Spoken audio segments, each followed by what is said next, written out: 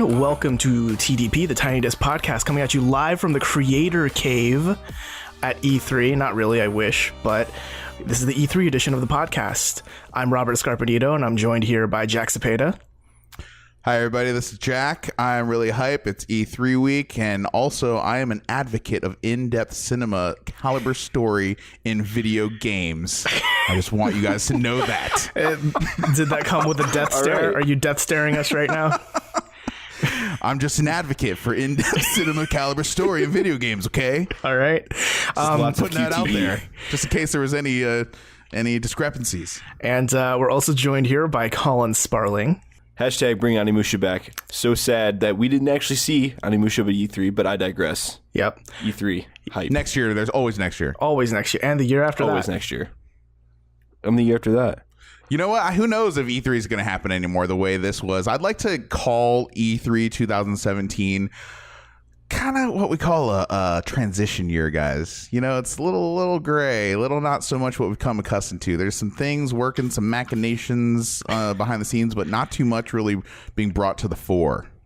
Yeah, I feel like this year was, I mean, there was hype to be had for sure, but there were definitely better years.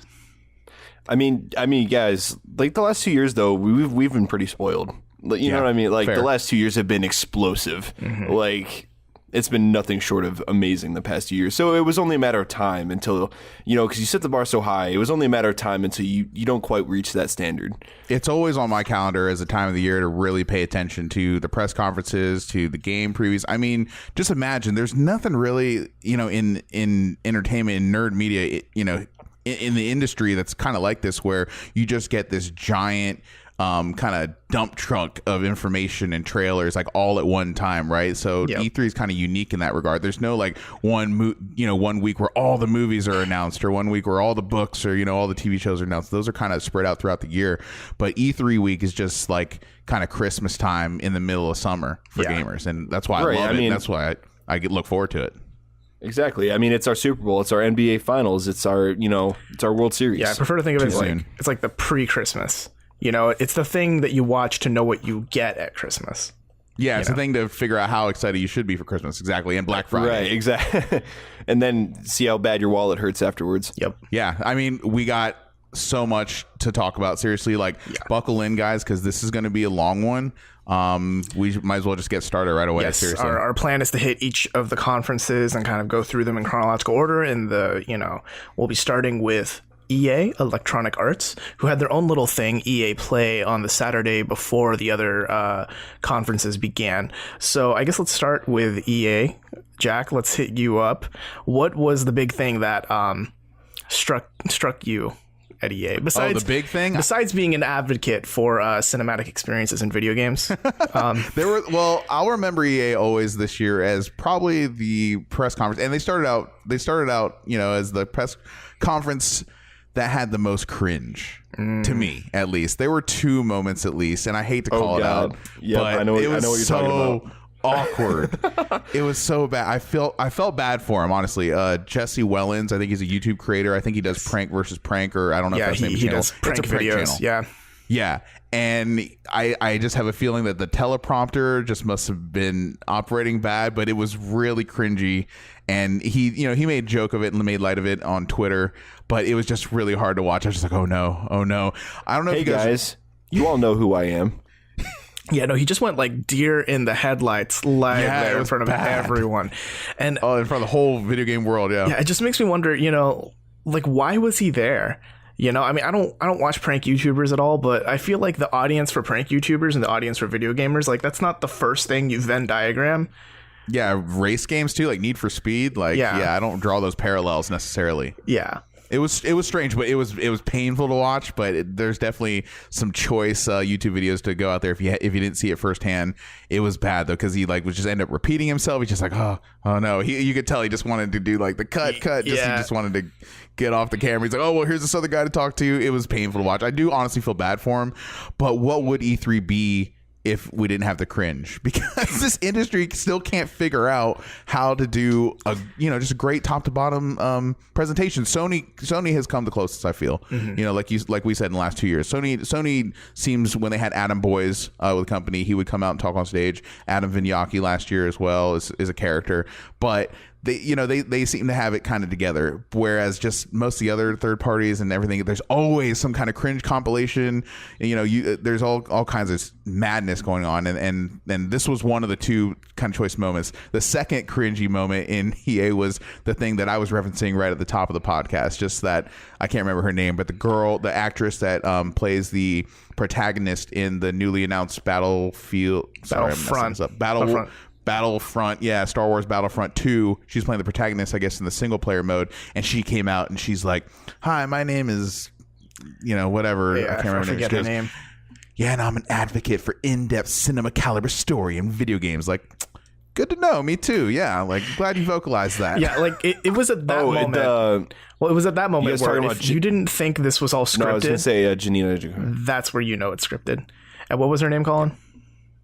Oh, I'm sorry. Her name is Janina Gavankar. Okay. Yeah, it's hard to say. Yeah. I remember it was weird, but yeah, that to me, I was just such a laugh out loud moment, because the look on her face and just like she's brooding. She's so dead serious about it. It was not a joke. Yeah, it's not meant to be funny. It's like she was trying to dominate everyone in the room. It just totally backfired. Yeah. And like I said, E3 just every year has just the cringiest moments, man. Yeah. And that was one of them. See, to me, the big. Oh, go ahead, Colin. 90% of them being Aisha Tyler. Just saying. Well, I mean, that was just one thing last year.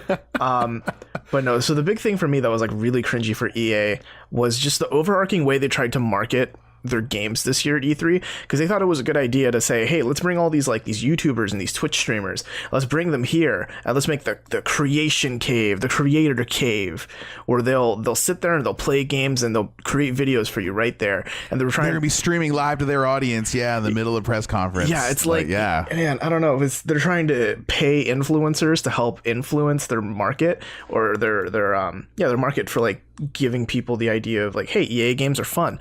But the way they did it, it's like they kind of tried to neuter all the streamers' personalities and try to make them like clean cut, like just market our game. Don't be yourself. Just stream our game and say that it's fun. Stay on message. Yeah, become a PR advocate. Yeah, and that ruins the point. Like people don't follow streamers because they have a message they give. They follow streamers because, they're funny or they tell good stories or their mannerisms, like what makes them a human being.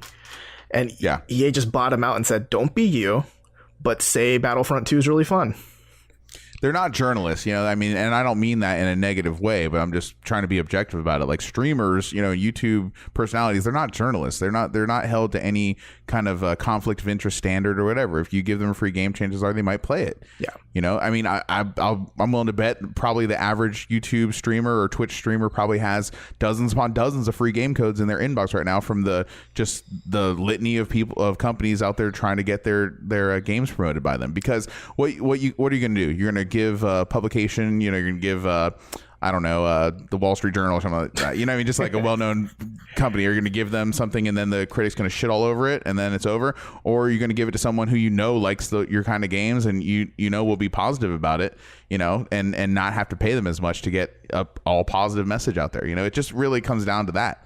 As simple as that. You want people with a large audience to say nice things about your game as cheaply as possible, right? Economics 101. Yeah. That's a bigger conversation aside from E3, but it's definitely the way the industry's evolving. Yeah, the way EA marketed it was pretty bad, but let's just start talking about the more positive things about it, or at least things that are less cringy. Let's talk about the games themselves that were announced. So the big one that stood out to me, and this is a very little, like in the grand scheme of people who EA are talking to, is probably a very little one. But I'd really like to talk about A Way Out. Did you guys see that? Yeah. Oh, absolutely. Yes. Yeah, that was probably my favorite game in that demonstration. Oh, yeah, totally. Same. Yeah, I'd have to agree. Like, did either of you play Brothers Tale of Two Sons? No, I didn't. Oh, you got to get on that. You can play it in an afternoon, too. Yeah, it's like a 2-3 hour game. All you just need is a controller. I mean, you can do it keyboard, but controller preferred, I think. It's a really cute little game. It's got like basically puzzle platforming, and it's a co-op game made for single player. I think is the best way to describe it. What I'll say, I don't want to Interesting. spoil it for you, Colin. I definitely think you should play it. But what I'll say is that I was just not expecting the end of that game. I was not ready for that at all, like on an emotional level. Yeah, I started crying at the end, and I was like, I didn't ask for this. See, I was stopping short of saying that I did the same thing because I didn't want him to like get there and be like, oh, I don't fair. want him to expect like something that big to happen. But just play. It's an awesome game regardless. The ending to me was just kind of the cherry on top. I hate to sound cliche, but it's really about the journey, not the ending necessarily. But the ending is significant story in a narrative sense. Yes. And the dude who made that game is part of this team, Hazelight Studios, who are making A Way Out, which is looking to be like, it's taking a lot of notes from that, kind of the idea of like a co-op story-based thing. But this is more actual co-op where you're supposed to like sit with a friend and couch co-op it. It's a co-op Prison Break, man, which is such an awesome idea where you have to depend on each other. I mean, it just seemed really fresh, really inspired.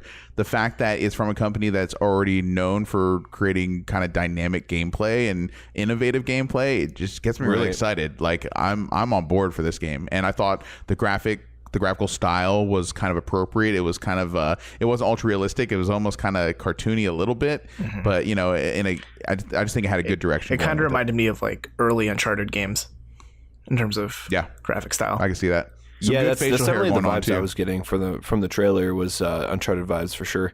And just like a co-op, basically like Shawshank Redemption, the game. I'm like, I'm sold. The thing that really sold me on the game was the idea like your friend could be in a cutscene while you can still be moving around and doing stuff around that cutscene. You know, like and it looks like it dynamically splits the screen too for like who needs to see more, right? Yeah. So I think that game is like, I have a lot of high hopes for it. I think it'll be really good. And the way that Joseph Fares, I don't know how you say his last name, the way he was marketing it when he came on the stage, he was like cocky. He was confident, like, you're going to love this game. I know you will. And he can back it up though, you know, at least that trailer did. So now I understand. I definitely am looking forward to it. I just the writing really is something that is fresh and unique. Yep. So EA also revealed a lot of sports games, sports, all kinds of sports. Sports. All the sports. They showed, if I'm not mistaken, they showed Madden 18, FIFA 18, and NBA Live 18. I think no surprises. Yeah, that was it for sports. I can't believe they're making another NBA Live. Yep. NBA 2K they're holding on to that one. They're trying hard. Yeah, NBA 2K has them beat so hard, and they just, I don't know why they keep trying, man. You know, one surprise for me with that, no Hoop God this time. The Hoop God, I didn't see him. At least did I miss him? I don't know. I didn't see him. No extended presentation on the dribbling physics.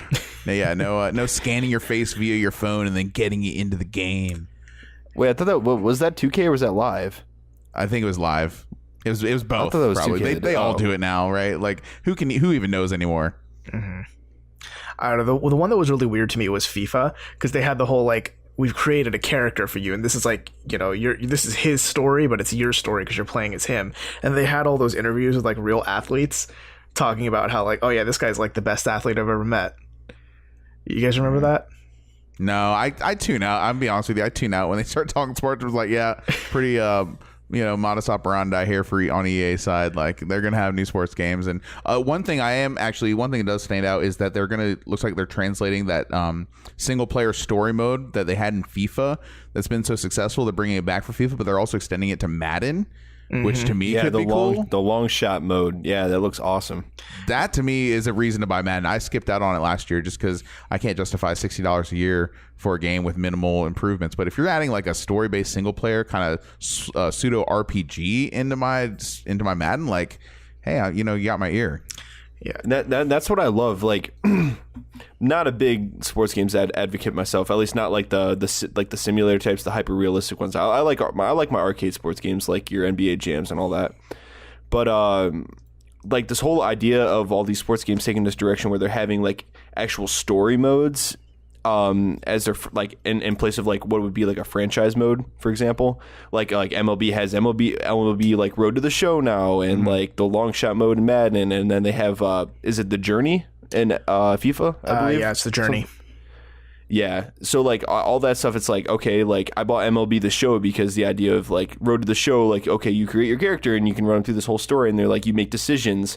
Even before that, 2K had the same thing going for it where you could like, start out in college and then get drafted in the NBA and all this stuff. And like, so yeah, this whole concept of a story mode, like definitely would be something that would get me interested in sports games. Yeah, for sure. yeah. That's something that I would need if I was even considering going to drop another $60 on something like that. So we'll see how reviews turn out. We'll see what the feedback is, but I definitely could see myself getting Madden later this year. That's only a few months, right? Till it comes out, maybe 2 months. I think so. 3 months or so. Yeah, that's one of the sure things in video games is you're going to get some cringy moments in E3, and you're going to get a new Madden every year. So there's the by it. only 2 things you can guarantee in a year.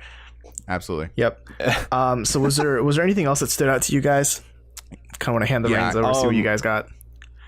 Anthem stood out to me for sure. So like the initial trailer was, I was like, okay, this looks kind of cool. New BioWare IP. Obviously, they showed more later, and we'll get to that. I think in Microsoft's conference. Well, I mean, we can just talk about it now. I mean, might as well. I mean, so it's an EA game. Yeah, fair enough. I was pretty damn impressed by the gameplay demo that they showed. The transition. Well, first of all, when they first like showed the trailer and it was like the first person, and it was like you walking through like a market. I was like, is this a live action trailer? Like it was seriously that jarring for me at first until they showed like a close up of somebody's face, and then I was like, oh, this is a trailer for. This is actual in-game footage. But then they're like, when they showed actual gameplay of you getting in, what do they call them, the mech suits? Javelins. Yeah. Your character jumps in this javelin. I'm like, oh yeah, this suit is like fully customizable. It's basically Iron Man. Yeah. And like you could basically go wherever the hell you want and explore wherever the hell you want, shoot things and dive underwater and fly and go on mission with your friends, completely open world. I'm like, dude, I'm so sold on this. This is like Xenoblade Chronicles X, but like on steroids. Like this sounds awesome to me. Yeah, I was getting a lot of like Warframe, Destiny, the Division vibes. The idea of like customizing your suit, and then you just go out there and shoot and loot. And, you come back home base, sell your stuff, and go back out and shoot and loot some more. I feel like that's probably going to be the core gameplay of this. Honestly, that's probably like the way I would want Destiny to be. This is the game that I would want Destiny to be. So I think that's why it has me so sold. Not like, don't know how I feel about like the whole art style thing, because I feel like the art style isn't anything like too special. You know what I mean? Like, I don't know. It doesn't seem like anything too original, but like the gameplay has me so sold, and just all the stuff you can do that I'm like, okay, yeah, just take my money. Yeah, there's definitely some Mass Effect DNA into the art style. I see. Yes. For sure. And the way the camera is, the way it looks like it plays. It looks like it plays smooth, so that's good. Yeah, I was gonna say, I think this is the same studio that brought Mass Effect 1, 2, and 3 to life. Is it? So yeah, you can really see the Mass Effect vibes there. I think the one thing that made me interested in the game was that you like they were on a jetpack, right, and they're just kind of like diving down and like flying to wherever they need to go. And the second that the character goes into the water, like I was expecting, oh, it's just gonna be boring water swimming, but she just uses the jetpack through the water, and it's like, okay, this is kind of cool now. You got to wonder how deep they're gonna go with that, though. Are they gonna have like underwater only style quests or whatever you call it? How no pun intended, but how deep does that underwater stuff actually get, right? Like it could be cool. It could be a unique opportunity. Obviously, my first impression when I saw that was you look at the visuals and you're like, wow, this is definitely not something that could be done just on Xbox One and look this good, but it's one of the moments I think in this year's E3 where I was like, okay, technology's coming up. Like, we're seeing this as probably a couple notches up on a graphical fidelity level than the average game. And then I realized, like, oh, guys, like, I know this is Microsoft's press conference, and this is their kind of marquee game that they're going to wait till the end to show, and everyone's going to go, ooh, Microsoft, yeah, this is kind of right, like the mantelpiece to prop Xbox One X on, right? Yeah. But it's EA. So I'm like, well, shit, yeah, this is going to be on PC. Like, that's where I'm going to play this game. This isn't going to be console exclusive. There's no way. So I'm like, well, thank God I got this the upgrade in my graphics card. Like, this is going to look really nice on PC. So that's really what I'm waiting for. This is going to take some serious hardware to run at max settings for sure. That game, it was insane. Like, the fact that I even thought, like, I confused it with live action just says, like, leaps and bounds. The lighting is incredible, especially. It's cool, but I have my reservations about BioWare though, just overall, and that kind of, if we could segue back, unless you guys had more to talk about Anthem. No, I would like to circle back actually to EA, like EA show. Yeah, me too. Yeah. So I have one more thing to say about Anthem real quick. So it was actually funny because actually people had brought up in forums, like, so when they actually showed the first part of you walking through the market in the first person view, and you talk to the first NPC, they're like, why the hell are the facial animations so much better in this game than they are in Andromeda? Like they're marginally better than they are in Andromeda. Yeah, that's another thing too. What happened? Right? And I mean that beginning part, it looked like you're in Marrakesh or whatever. Like you look like you could buy a gremlin down that hallway, right, or something. But but live dogs here. I thought that was pre-rendered, and we'll see if that's actually in game. But it's a little hard for me to believe the way it looked. I was getting some Ubisoft demo vibes there. I was like, there's no way this is actually what it looks like, but I'd like to believe it. But time will tell. So to circle back real quick, if that's all we want to talk about Anthem right now, we were bringing up Mass Effect, and that to me, like, hate to pour salt on the wound, but when going back to EA's press conference, they were talking about EA Access and all these sales they have going on this week. All these games are on sale to celebrate EA. One thing that they did not mention, not even one split second, was Mass Effect Andromeda. They didn't show it on screen. They never mentioned it. And it's just like really sad, man, because this was supposed to be like a celebratory kind of release in that Mass Effect universe, and the EA is completely burying it. They want it to go away. They don't want to announce any DLC. Was there a season pass for that game? I don't remember. I know there was a deluxe edition. I'd imagine maybe a season pass was in that. Okay, but when they were bringing up all the old games, like to play on EA Access, like, just not word one on Mass Effect. I was just like, I mean, I wouldn't expect them to, but just to kind of see it confirmed by its omission, right, was just a hard pill to swallow, I think, for some people. Yeah.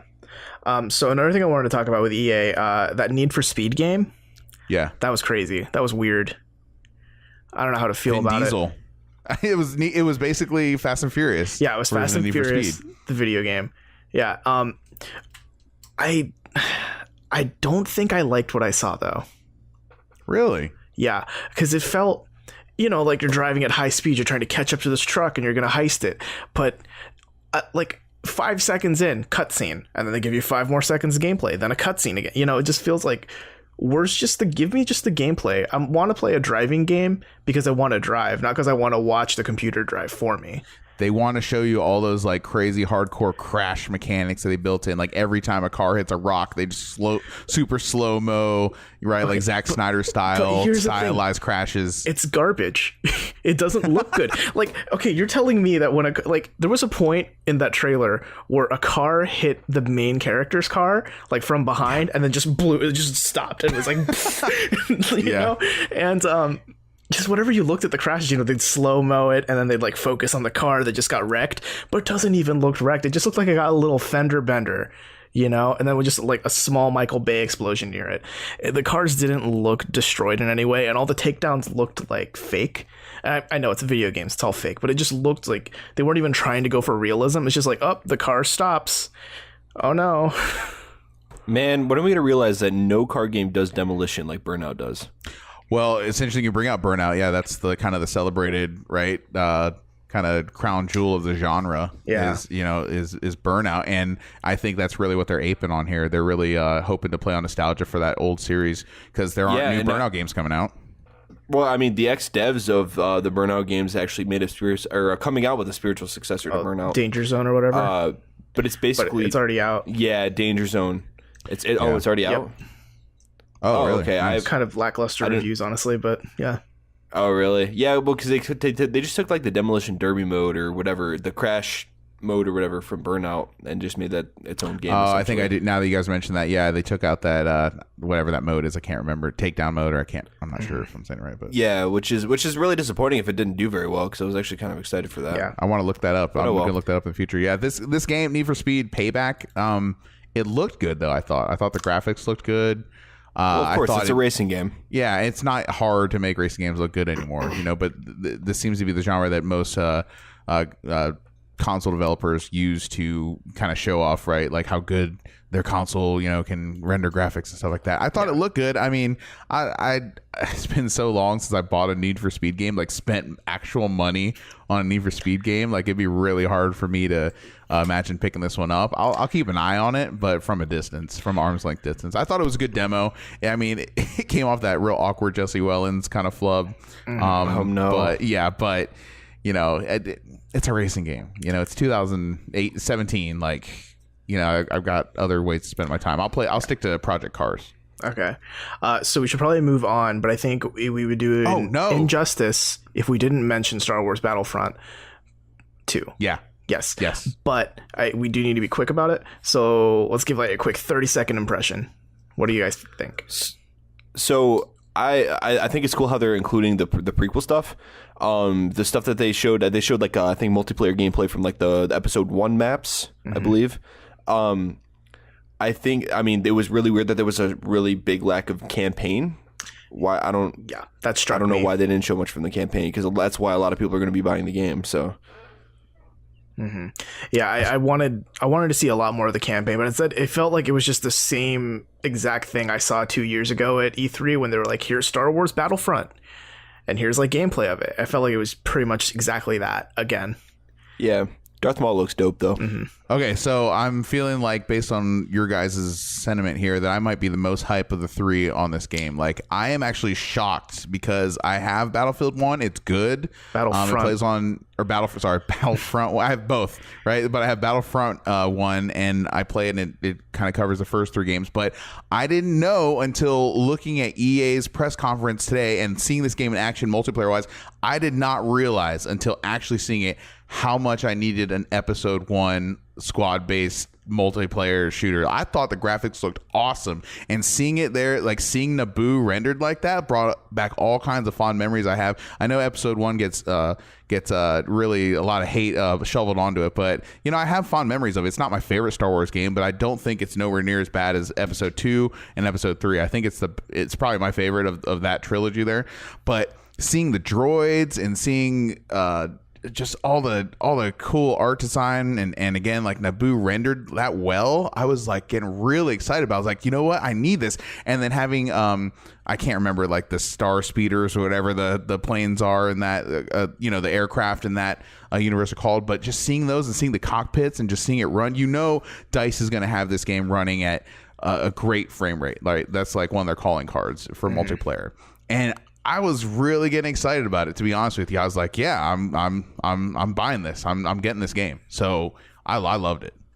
Yeah, for me, I'm on the fence, but I'm leaning more toward not getting it, to be honest. I don't know, because it just looks like more of the same, and I wasn't that interested in Battlefront 1 in the first place, because it just looks like Call of Duty with a Star Wars skin slapped on it to me, or like a Battlefield game with a Star Wars skin slapped on it. So I don't know, I'm kind of meh about the whole thing. Yeah, I can agree with that, unless the campaign is just over the top amazing, and it's like, you know what I mean? Even then, it won't be a day one buy for me, but the fact that there is a campaign is a big deal. Yes, right? That's it's a new they story. never had a single player campaign before. Yes, and it'll be a new story. It's not like going to rehash, episode 1, 2, 3 or anything. Right. Mitch Dyer from IGN is actually writing the story. Oh, really? Really? He's on the writing team. Yeah. Really? That's funny. I didn't know that. No, I'm familiar with him. Okay, but hey, even without, that's the thing, even without single player, I'd be excited for this game. I like DICE's multiplayer offerings that they put. I think they do a lot of good quality work. And again, like, it's just bringing me back to 2000 or 1999. Is that when episode 1 came out? I think so. I think it was 1999. Yeah. Like, I don't know. I just got really nostalgic for it. I was like, yeah, I'm ready. Like, I'm ready now for some more episode 1 video games. Let's do it. Let's go. Yeah. Single player. I'm in. I'm really excited for that game. And I'm the most surprised too that could get me. So yeah, fair enough. Just got done playing Sega Bass Fishing on my Dreamcast. Gonna go see episode 1 here in a little bit. All right, so let's move on to the next conference that happened at E3. It's technically the first conference of E3, Microsoft. And the big thing there, I'm pretty sure, is the reveal of Project Scorpio officially, right? I'm still going to call it that, by the way. They're not going to get out of that. Much better. Are you kidding? Okay, Xbox One X. That is the stupidest. Like, it's literally a gamer tag from the early 2000s being officialized. Are we really surprised, though, guys, at this point? Like, it's obvious that Microsoft can't do naming conventions. Well, you know what they did, right? They were sick of people calling the Xbox One the X-Bone. You know that abbreviation? Dude. Xbox One, X-Bone. So what did they do? They just made it Xbox One X, abbreviated just to Xbox. So now it's just Xbox. Like, Xbonex. Didn't someone, I think either from Microsoft or Ubisoft, like actually call it X-Bone on stage and then like quickly correct themselves? Yes. Yeah. That was hilarious. What? I was like, that happened? Oh, no, It cut happened. it. On brand. Stay on brand. Oh, God. Oh, God. Everything's on fire. Yeah, so here's the thing. If you were playing a drinking game during the Microsoft conference, if your trigger word was 4K, you'd be drunk in the first 10 minutes. 4K was slung around everywhere. True 4K and real 4K. Ultra high definition 4K. What's up? Can it handle 4K? I don't know. I'm honest. Like I'm worried that it might not. I'm gonna be honest. I feel like this is all like marketing bull. But that's the promise and the dream. Everything's 60 frames a second. Everything 4K. We'll see, man. Yeah. Dude, $500 machine that can handle everything native 4K. Yeah. That's what I was gonna say. Also, $4.99. you need to take a drink every time they said vapor chamber too, because they were not or teraflop. Yeah. Oh man, there was a bad drinking game to be had there. This is an example, guys, of where I hate being right, and I was right about the price point. Robert, $4.99. $4.99 for the Xbox One X. Yeah, we have to spend some time talking about this because isn't that that's the number we threw around too in our predictions? I was saying, like, right? guys, because how strong they are whenever they get out in front and say talk about the capabilities and try and sell the value, that's where you have to be worried about how much things are going to cost, right? Because if it was going to be cheap, they would have kind of front loaded the messaging with that. When they're saying it's going to be powerful, it's going to be the most, all that language, all that rhetoric, it's going to be the most powerful video game console ever in the history of mankind. Like, TM. Okay, this is going to be expensive, right? Exactly. So $4.99 is too much. It's a direct competitor to the PS4 Pro. Correct me if I'm wrong. That's $3.99, right? Currently on the market. Exactly. Yeah. So and it's going to be cheaper because it's been out for almost about a year or so, and it's going to be cheaper come Black Friday, come the Christmas time. Now, to be fair, the Xbox One X does outperform the PS4 Pro, like, easily. It's no contest how much the Xbox One X can do more. Technically, it does. There are vapor chambers, right? Right. Yeah. It's 6 teraflops compared to 4 teraflops. I think that's a bigger number. But I think if you're a console gamer, you're like generally more casual console gamers aren't as into the whole, like who's got the bigger tech, who's got the best numbers. They're just looking for that box that plays their video games, right? And Xbox was real keen to sell you, during their presentation, oh, look at all the games coming out. Look at all the games coming out. Yeah, in 2018 and beyond. Like, what really were they showing that was definitely 100% coming out this year, right? Yeah. That was what they were hoping to say. I mean, they had a couple games that were coming out this year. Because here's the Microsoft conference had a lot of games, and I think we need to like hit them rapid fire for the ones that we want to talk about. But whenever I look at that console, I just think, I don't plan on buying this. I might be a little biased because I'm more of a PlayStation person when it comes to consoles anyway, but I can't imagine owning an Xbox One and thinking, oh, I can't wait to buy an Xbox One X, right? Because if you $500, yeah, even it's if double the price, it's double the price. Yeah, even if you go to GameStop and it's like, hey, trade in your Xbox One and we'll put like $150 down on it. It's like, so what? That's still $350. And they wanted to, the messaging for this was very much, this is not a new console. This is it within the Xbox family. This will do everything your Xbox One S can do. It's not like you're buying brand new technology. You're just literally buying a console you might already own or have owned in the past, more powerful, more capability. And by the way, they were trying to also say, oh, even if you don't have a 4K TV, we're going to super sample so it'll look better. But is that worth $500? Yeah. Nope. I don't know. Not for me. I can't imagine it selling well, but I feel like it'll still sell. It has a market. I don't. So I see kind of like two sides for this. So on one end, like it feels like we're in 2013 again, guys. I mean, like, so PS4 comes out at $400. And it's like, I mean, the difference being the PS4 was the more powerful console at the time, but the Xbox drops with a not optional Kinect with it, and it's $100 more expensive, and it comes with a Kinect that nobody wants. Mm-hmm. So here we are again, sitting at the $400 and $500 price points. Granted, on a smaller scale, because I mean, PS4 Pro really isn't selling like a crazy amount. you know? Right. But Xbox One X, I definitely think has more appeal than the PS4 Pro does. In that, so PS4 has the games. PS4 has the games. That's the most important part. Yeah, and you're not wrong. But it goes without saying that the Xbox One X, the fact that you have a $500 machine that can play, if it's true, if it can play 4K, like almost every game at 4K native resolution, that's really impressive at $500 price point compared to a PC that you're going to probably spend about $1,000 on. That's fair. That can play most games at 4K. So have you guys actually had a good look at what the console looks like physically, the box? It's tiny. Yes, it is small. It's the smallest Xbox ever. Let me ask you something. All right. Did you guys have a PS2? Yeah. Look at them. Oh my God, it looks like a PS2. It looks like a just PS2. flipped on its side. It's not. I don't want to say exactly the same. It looks a little more refined, but it definitely has borrowed its design from a PS2. Honestly, even the lines, like the grill lines on the top or on the side, I was like, how is this like allowed? This is like blatant. Really, and their thinking mentality. I can think like Microsoft. I feel like they think like a machine. They don't really think like human beings. They think like computers. They're like, so we want our system to be the most successful system in the world. Let's Google most successful video game system in the world and just pictures of PS2 came out. Like, make that. Yeah, Put the Xbox like machine in that. Yeah, make that. That was what was successful. So let's do it. But it looks way too much like a PlayStation 2 for me to be comfortable with. Like for me to just like let that go. Right? It's too blatant to me. Definitely, like honestly, I don't know why I never even thought of it until you said something. Absolutely. But like, yeah, it's definitely like it's got to be like some sort of subliminal marketing going on or something. Like it totally, like, minus the ridges that are along the side of a PS2. Like it's pretty much there. Yeah. Now that you say something, all they need now is the tray. If they would have had like a disc tray instead of like the load-in dock or whatever. I don't know what you call those where you just insert the disc.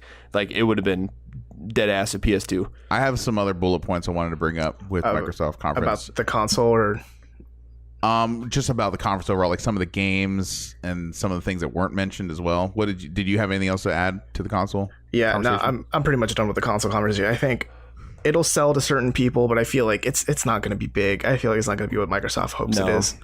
Okay, But yeah, my two things are two bullet points I want to hit here are things that were discussed in the conference, and then also something that was not discussed that is definitely a significant omission. So original Xbox backwards compatibility, that's pretty big, at least for someone like me who has fond memories of playing games. Yeah, that is pretty crazy. They said Crimson Skies on stage and had gameplay on the screen. That was awesome for me. I was like, I never was expecting that. I know people were kind of begging for it and asking for it, but to actually see it come true was pretty cool, pretty nostalgic. I have to wonder, are they going to bring back Xbox Live Arcade like multiplayer gameplay for these original Xbox games? That to me could be pretty awesome, because I was actually really dominant Crimson Skies back in the day. I was like ranked like nationally. I was probably like in the top like 200 in the nation, which is like the most serious I ever got about a video game. So oh my God, I don't know. Yeah. Oh, I know. Yeah, you guys want my signature now, right? Even know. I didn't even know people got that crazy about Crimson Skies. Oh my God. I played it every day, and I was always an ace in that game for whatever reason. Who knows? So I was really excited about that. Is there anything you guys want to add to that? I mean, I never played the Xbox, so I'm kind of very indifferent about. I mean, it's cool. I'm glad that it's happening, but that's kind of the extent of how I feel. So many of the games now that were out on that were also like PC games. So many games that are considered classics on original Xbox are also available on PC. You could download them on Steam right now for probably like $1. So it's just a cool kind of fan service, I want to say. Okay, so that's something that was included. And so my second bullet point, something that was completely absent from Microsoft this year. VR, guys. Yeah. HoloLens. Where was it? It was nowhere. The Xbox One X is supposed to be completely ready, VR ready, out of the box solution for Oculus Rift, or, I know they were partnering with them earlier, but not word one about VR. Discuss. I mean, I I've said it before on air, and I'll say it again. I am not that person that cares about VR that much. Like, I noticed, like, oh, hey, Xbox didn't mention, or Microsoft didn't mention it, but it wasn't something that I missed personally. It was surprising me. I mean, look how ham they went last year. Do you remember the Minecraft demo they did? Yeah, with the HoloLens. Tripping balls. Yeah, he's looking at HoloLens. He's losing his mind. He's seen Minecraft on his table. Like, this is the most incredible thing. Just completely gone. Completely gone. There's no HoloLens talk. There's no VR talk. VR is kind of a down overall unless you talk to Sony, but no mention at all. I thought there'd be something with the Xbox Scorpio, but nothing. It's crazy that you even bring that up because I wasn't even thinking about it going into it at all. Like I think, I mean, man, I don't even know when was the last HoloLens demo? Was it the one we got with Conquer in it? Like the really crappy version of Conquer? Who even knows? Like, because we got that really shitty version of Conquer, and that left a lot of or a bad taste in a lot of people's mouth.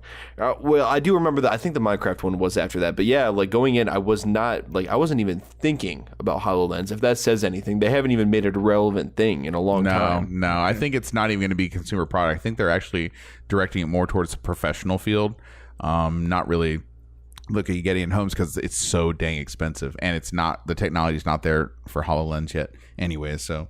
Yeah. All right. Okay. I think let's start transitioning, though, into talking about the games that Microsoft showed, because there were a ton. There were too many to even remember. We don't need to hit all of them. But Can I rattle off like 3 that kind of stuck out to me? Yeah, sure. Let's do quick. that. Okay. So they just did this montage thing, Dunk Lords. It looked kind of like this NBA Jam / cartoony kind of arcade basketball game, I'm assuming. But I just love the name Dunk Lords, and just the art style I thought looked really cool. Also, River Bond, definitely looked that one up. That game looked very interesting, really cool art style. Looked kind of like a definitely independent level game. So that was one game that stuck out to me as well. And then the big standout for me, one of the most beautiful games I think I've ever seen was The Last Night.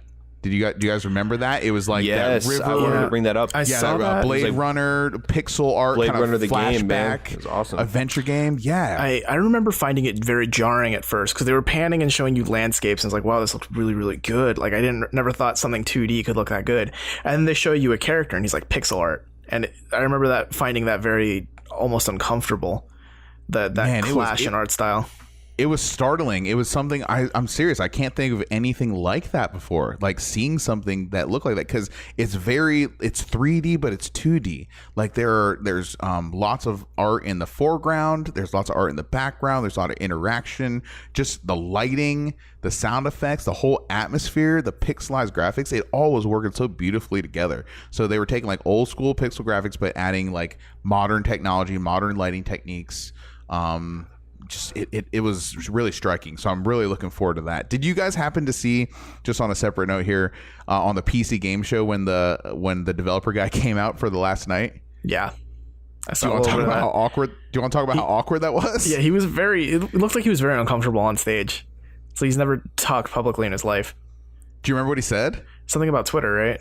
Yeah, it was really weird because I don't know who that guy is, right? Obviously, he must have there's some contingency of fans who might have taken issue with some tweets he said. I never went back and looked at the tweets, but he's like, I got to get in front of this. Like, I said some tweets and they no way represent my company or me as a person. I was like, they kind of represent you if you tweeted them, but yeah.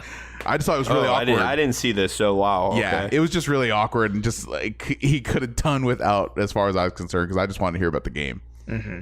But yeah, who knows? Yeah, for me, the things that probably stood out. I think like the things that stood out most for me there, I think Life is Strange, probably the biggest thing for me, honestly. The prequel that they announced.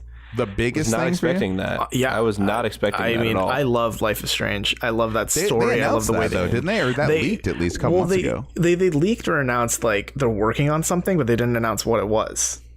You know, everyone knew though, because it's developers' Life is Strange. I feel like you could infer, but it's cool. Yeah, I mean, so it's a prequel.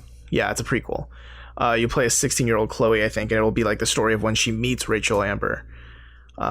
So that's going to be something really interesting, and I mean, it's coming out very soon. Actually, it's coming out August 31st, I believe. That is soon. Let me ask you this: spoilers for Life is Strange, but do you have the powers? No clue. Like, how is this a good game if you don't? I don't. Well, I'm confused because doesn't she discover this mysterious capability she has in Life is Strange 1? If this is the prequel, right? Do you get what I'm coming at? Well, do you get what okay. I'm saying? Are you going to play as Chloe? Yeah, you play as Chloe, not as Max. Although there's like some kind of, if you pre-order or something, you get a bonus episode where you play as Max or something. Barf. Yeah. For me, what I'm at this point now where I'm just interested in the lore of the game, and of the story of the characters. Like, I'm invested in the characters that they are and the story that they can tell. So I'm thinking of it less as like, how's the game going to be good if you can't rewind time? I'm just thinking of it more as like, how are they going to deliver Chloe's story to us in a way that's just as compelling, hopefully, as that first season of Life is Strange? What I'll do is I'll do for this game what I did for the first game, which I will watch someone else on the internet play it throughout its entirety. But I probably won't play it myself. But that's not to say it's not a good game. I'm just saying I just tend to prefer watching other people play these types of games. It's for fair. whatever reason. It's just more I take, because it's so story based, I just take it more as a passive experience than active experience for me. Mm-hmm. And something that really surprised me about the Microsoft conference is we saw a lot of Assassin's Creed Origins there. Oh yeah, right? And didn't someone predict that? Or Colin, didn't you say you read some things about it being in Egypt, right? Yeah. Yeah. So there were some screenshots released heavily implying that what it was going to be. And then they even went as far as like, oh, by the way, pyramid surfing. And I think we said something about that. I don't remember, but funny. I think we might have mentioned it in passing. That's funny. But yeah, I was like, dude, Egypt, what? But that was pretty cool how they brought it out. And they were like, oh yeah, this is running at native 4K on the Xbox One X. So that was kind of cool. Mm-hmm. It didn't look that Assassin's Creed-y to me. Yeah, it looked like it looks like the Witcher Creed to me. It looked like Horizon Zero Dawn. It was like the Horizon Zero Dawn meets like Zelda Breath of the Wild meets like a little bit of Ghost Recon Wildlands. Because I was like, they had like the whole bird mechanic where you can like call the Falcon and like basically that's your drone in Ghost Recon Wildlands and it marks all the enemies. And I'm like, oh, okay. Yeah, that was one cool. Very not Assassin's Creed type thing, right? Like it was interesting. I mean, I appreciate them trying to mix it up, but I've never been a massive Assassin's Creed fan. I don't know if this is going to transfer me, but we'll see. I'll give it a fair shot. Yeah. I was just really surprised that it showed up in such detail in Microsoft's conference. I thought it would show up more in like in Ubisoft's conference. It's kind of like a flagship IP of theirs. The gameplay demo that they showed was actually buggy as hell. Like, I mean, I know it was alpha gameplay, but like it just didn't, like, if you watch closely, like the animations are like really jumpy. And like when they grab onto things, it looks like the character's like not actually grabbing onto it. There was literally a point in the demo where like he was standing on the top of a rock and you could tell his feet were just literally floating in air. Yeah, I hate that. Yeah, I hate that. So I'm like, dude, this is like, I know this is alpha gameplay and it's early, but like it just looks bad because you can actually climb rocks now, a la like Breath of the Wild kind of. Right. But like it looks so unnatural and it's like, what are you grabbing onto? You're not grabbing onto anything. Well, it's out this year, right? Yep. Yeah. October 27. So it better get some beta quick if that's alpha footage, right? Yeah. Yeah. It looked to me, I mean, I was kind of just looking at it, I wasn't paying a huge amount of attention to it when it was on because it's Assassin's Creed, right? But it looked to me like it was damn near finished. Yeah, that's what I thought too. Yeah. I mean, obviously nobody wants another, Unity where it comes out basically broken and unfinished.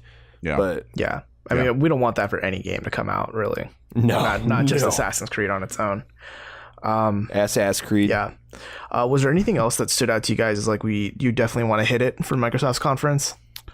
Dragon Ball Fighter Z. I was waiting for that one.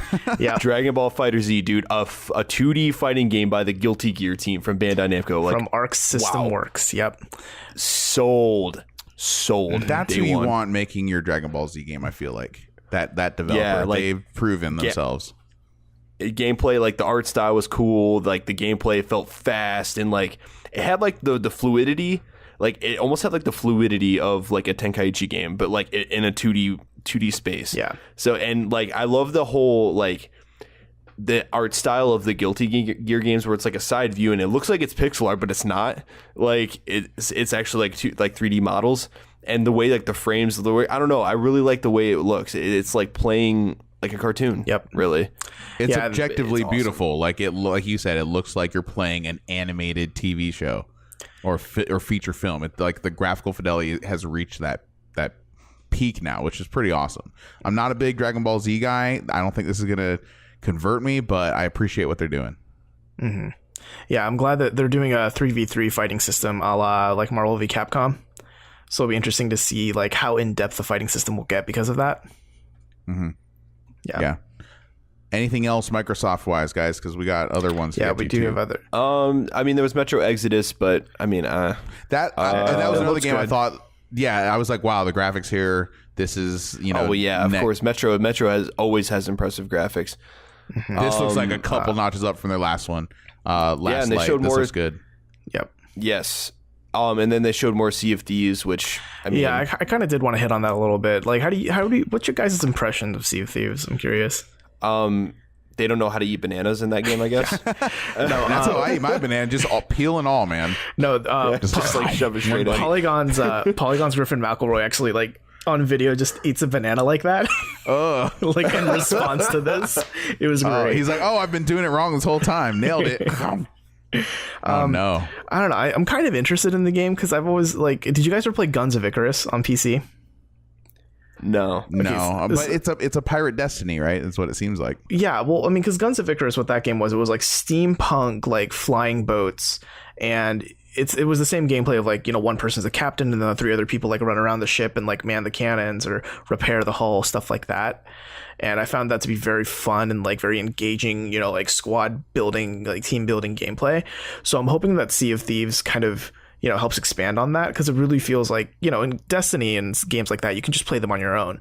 You know, you're always more than capable of killing everything on your own. Whereas with Sea of Thieves, it actually looks like you do need to rely on your teammates. You do need to actually work together, and you do need to actually talk to each other. And I kind of am digging where that's going so far. Yeah. I don't know. Like, I still don't know. Like, I think I just have to wait a little bit closer till like I want to see a little bit more of it. But like, I don't know. Sea of Thieves looks cool. I like the idea of it for sure. Like a multiplayer, like basically pirating game that you can play with your friends is pretty awesome. Yeah. Well, I definitely think. Go ahead. Oh, I was just gonna say, like, I think the biggest, and just kind of a little bit to transition here. I think the biggest gripe I have about the whole Xbox conference was that they kind of like they throw around the word exclusive a lot, right? But it's like they don't really know what exclusivity is. You know what I mean? It was never only on Xbox experience. You know what I mean? They would say it was always like console launch, console exclusive. It's like, nah, dude. Like, you want only on Xbox. That's how you want it. You know what I mean? Because they have only on PlayStation and all, you know, et cetera, et cetera. Yeah, I mean that's the tough thing though, right? Is that because of their Play Anywhere system, almost any first party game is never only on Xbox anymore. It's also on Windows 10. Exactly, and that's a big reason why like that's killing the Xbox, and it's probably going to kill the Xbox One X too. I mean, you know what I mean? That's another reason for me not to buy it. Is because I already have something that can play the games just as well, maybe probably better. Got double the teraflops, so right, that's how it works. That's the equation. Exactly. So yeah, I've got those flops, guys. I don't need to spend $500 on 6 more. So you heard it here first, folks. So if they're flopped out, yeah, exactly. So if they're just gonna nudge along and make every like quote unquote exclusive available on Xbox One and Windows 10, like, either they need to start charging more for Windows 10, or like they're not gonna. I mean, you know what I mean? They're not. Sea of Thieves is on PC too. Yep. Right. Like, yeah, it's. Yep. So again, it looks like a fun game. I like the part where you kind of cannon shoot yourself over to another ship. It has some cool things going for it, and it's got some whimsy to it, which is something this whole generation has kind of sorely lacked. You know, everything's so dark and dreary. It's coming back slowly but surely. It's definitely not like, you know, beginning of last generation, like Xbox 360, PS3, 2007-ish, when everything looked dull green and gray and Unreal brown. Engine 3, yeah. Yeah, exactly. And everything looked like Gears of War. I'm ready for Rare to put out good games again. It's been too long. They're not the same Rare from, you know, Nintendo 64 and Super Nintendo, but dang it, like, I want some whimsy. And if Sea of Thieves is going to bring it, then we'll check it out. I'm not super hype on it, but again, it's one of those games that I'll wait. It's kind of wait and see kind of style thing. Yeah. I know real quick you were talking. Oh, go ahead. Well, I think we should transition. So speaking of whimsy, I think let's take a trip to Bethesdaland. Yay. Yeah, yay. Bethesdaland. Fun. Bethesdaland. That the way that they conferenced that whole thing, it was basically just a giant long video with Pete Hines occasionally coming out and being like, "Hey, get excited. Watch the video." I think the thing that stuck out to me most there, Wolfenstein 2. Wolfenstein, and we kind of predicted that too, that might make an appearance last week. So awesome. Yeah, the Wolfenstein 2, the new Colossus, October 27. That's pretty soon. It's 4 months. The way that was cut was just so like bizarre, and the guy dropping acid at the end of the trailer, it was just a weird thing. I mean, that game has a style kind of unique to itself. I can't think of too many other games like that. And I'm glad that they're just going like full bonkers with it. It's just kind of insane. It's so silly. BJ is just this god of destruction that just kind of walks around hating Nazis. Like that's kind of it. You know what I mean? I'm all out of bubble gum. Yeah.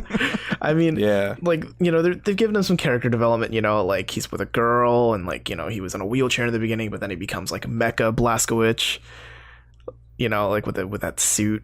With the helmet. No, it looked good. It definitely looked hype. The trailer was awesome. I'm excited for more. And actually, after watching that trailer at the end of the Bethesda press conference, I actually went back in Steam and like re-downloaded both of those games because I still haven't played. What is it? Old Blood? I've never played that either, actually. Yeah, I have it. I bought it. I just haven't played it yet. So I'm gonna go back. I might go through both of them and check it out. I didn't even get a chance to play the new Wolfenstein, or the last one anyway. Yeah, I heard it's pretty awesome. Very, very good. Like watching that trailer made me want to play through the old Wolfenstein again.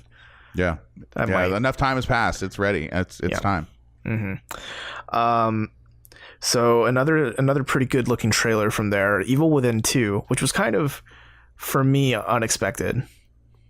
Yes, I was kind of like partially expecting it, but at the same time not. Like, I don't know, it just seemed one of those things where like it was kind of asleep for a little while, and then it was like, maybe it's about time for an Evil Within sequel. It's more of a hunch than anything.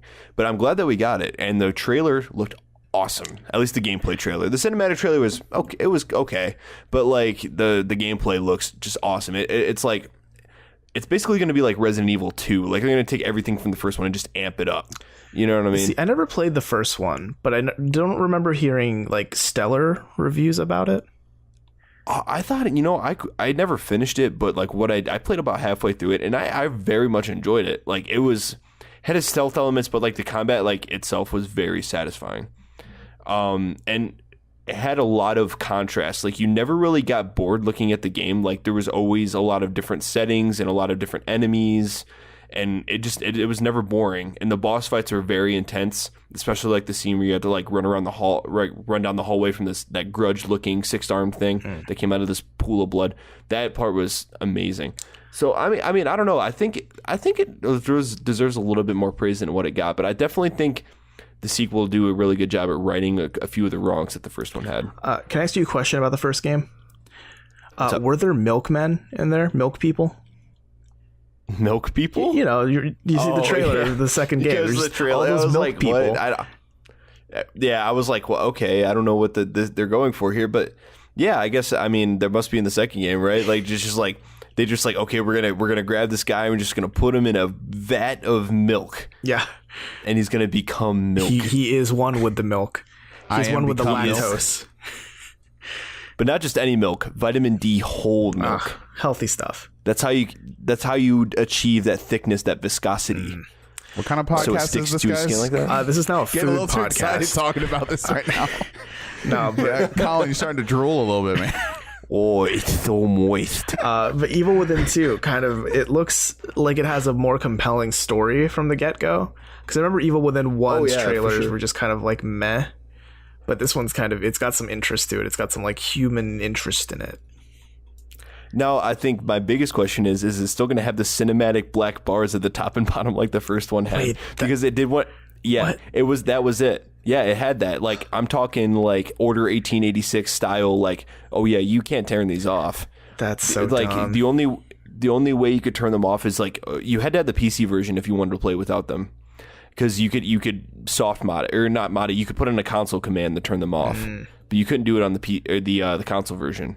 And so like, and I hated it, like, you know, because it was in a game like that, you got to see like what's going on around you. You have enemies coming at you and whatever the hell. So it was like basically just taking away from a big part of your view.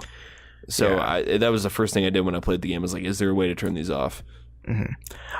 Jack, what did you think when you saw the Evil Within 2 trailer? Any thoughts? I didn't see it? Think. No, I saw it. I didn't think anything. I skipped it. Really? That series doesn't do it for me. Not at all. The horror games have to be really something special for me to pay attention to them anymore. Silent Hill's gone.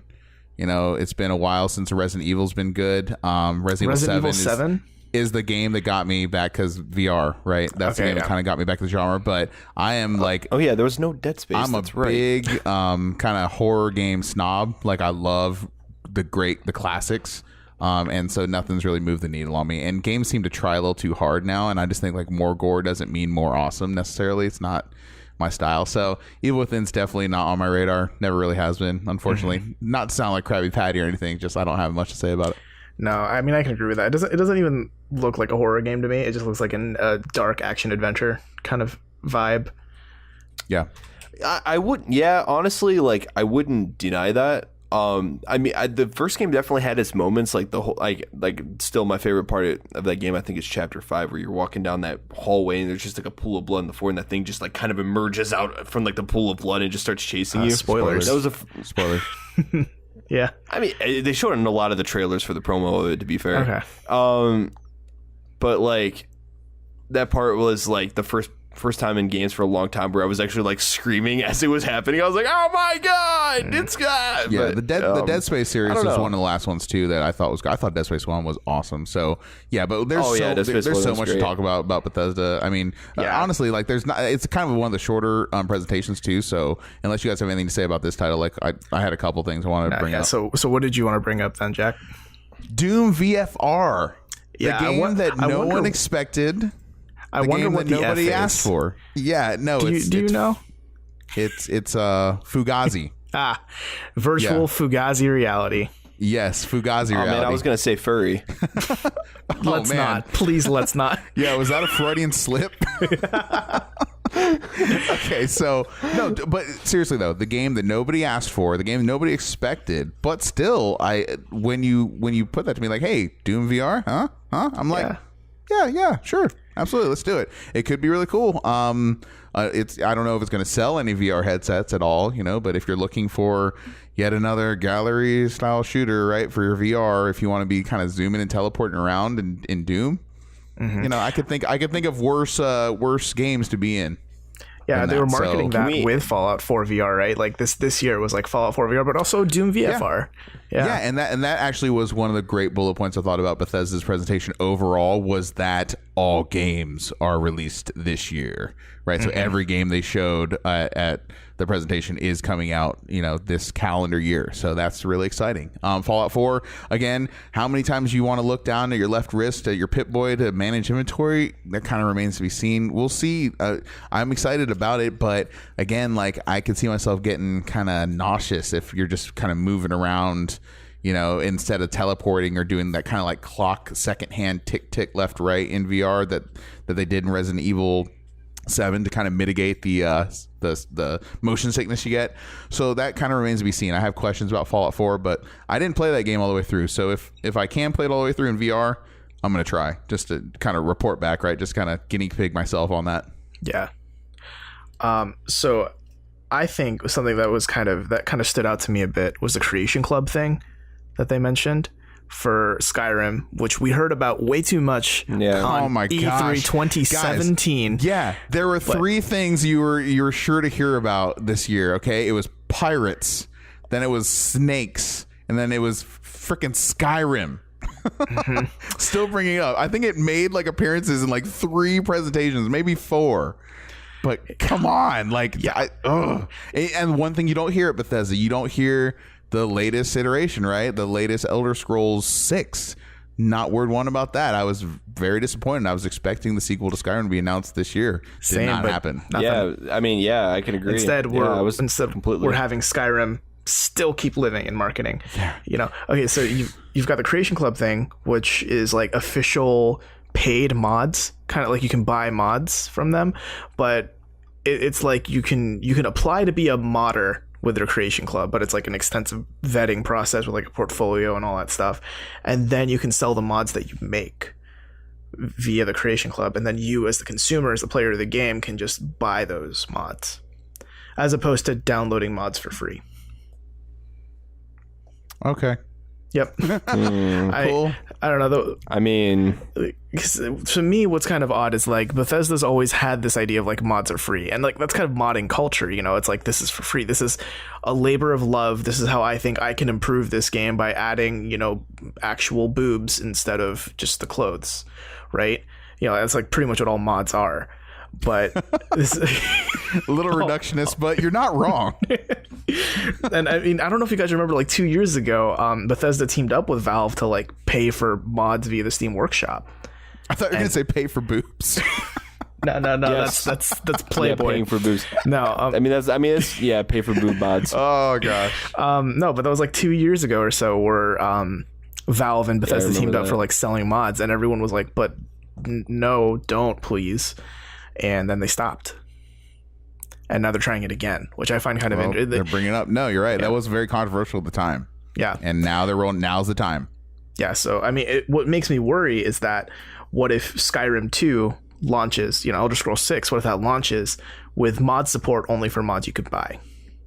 Like, that's just a giant DLC model waiting to happen. Yeah, it's fair. I mean, that's fair. PUBG will charge you 17 cents for sunglasses. So Yeah. Or thousands of dollars for a leather coat.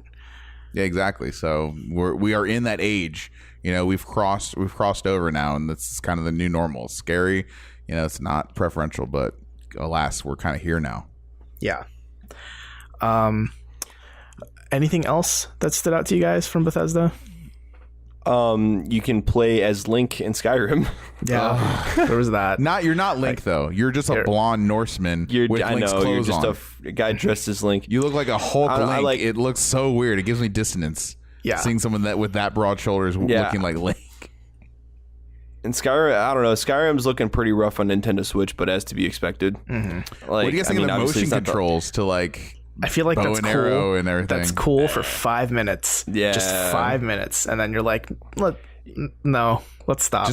You know, I'm gonna talk like mad shit on this, but I'm gonna end up buying Skyrim on the Switch just because. Really? Like, Oh, why? it's gonna happen. Why? Get on PC Just 'cause- like a normal human being. I have it on PC. So then why? But, like You're gonna rebuy just it? because They got you. Skyrim portable. That's why. They got me, Moon. I Okay. disagree. No, fair enough. entirely, Fair enough. but- Portable, okay. Like, you know, we'll see. But that interface is so clumsy on console.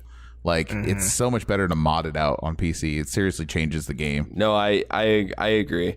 And I'm not saying it's going to be like day one buy to me. I need to play Skyrim like right now on my Switch, but I'm definitely going to pick it up at some point just because like, hey, look, we come this far with video games to where you can play games like Skyrim. Yeah, you're not alone. I mean, that game is going to sell. No one here at this table doesn't think it's going to sell. It's going to do well. This is the I mean, 18th. I'm a little ashamed to say so, but you know what?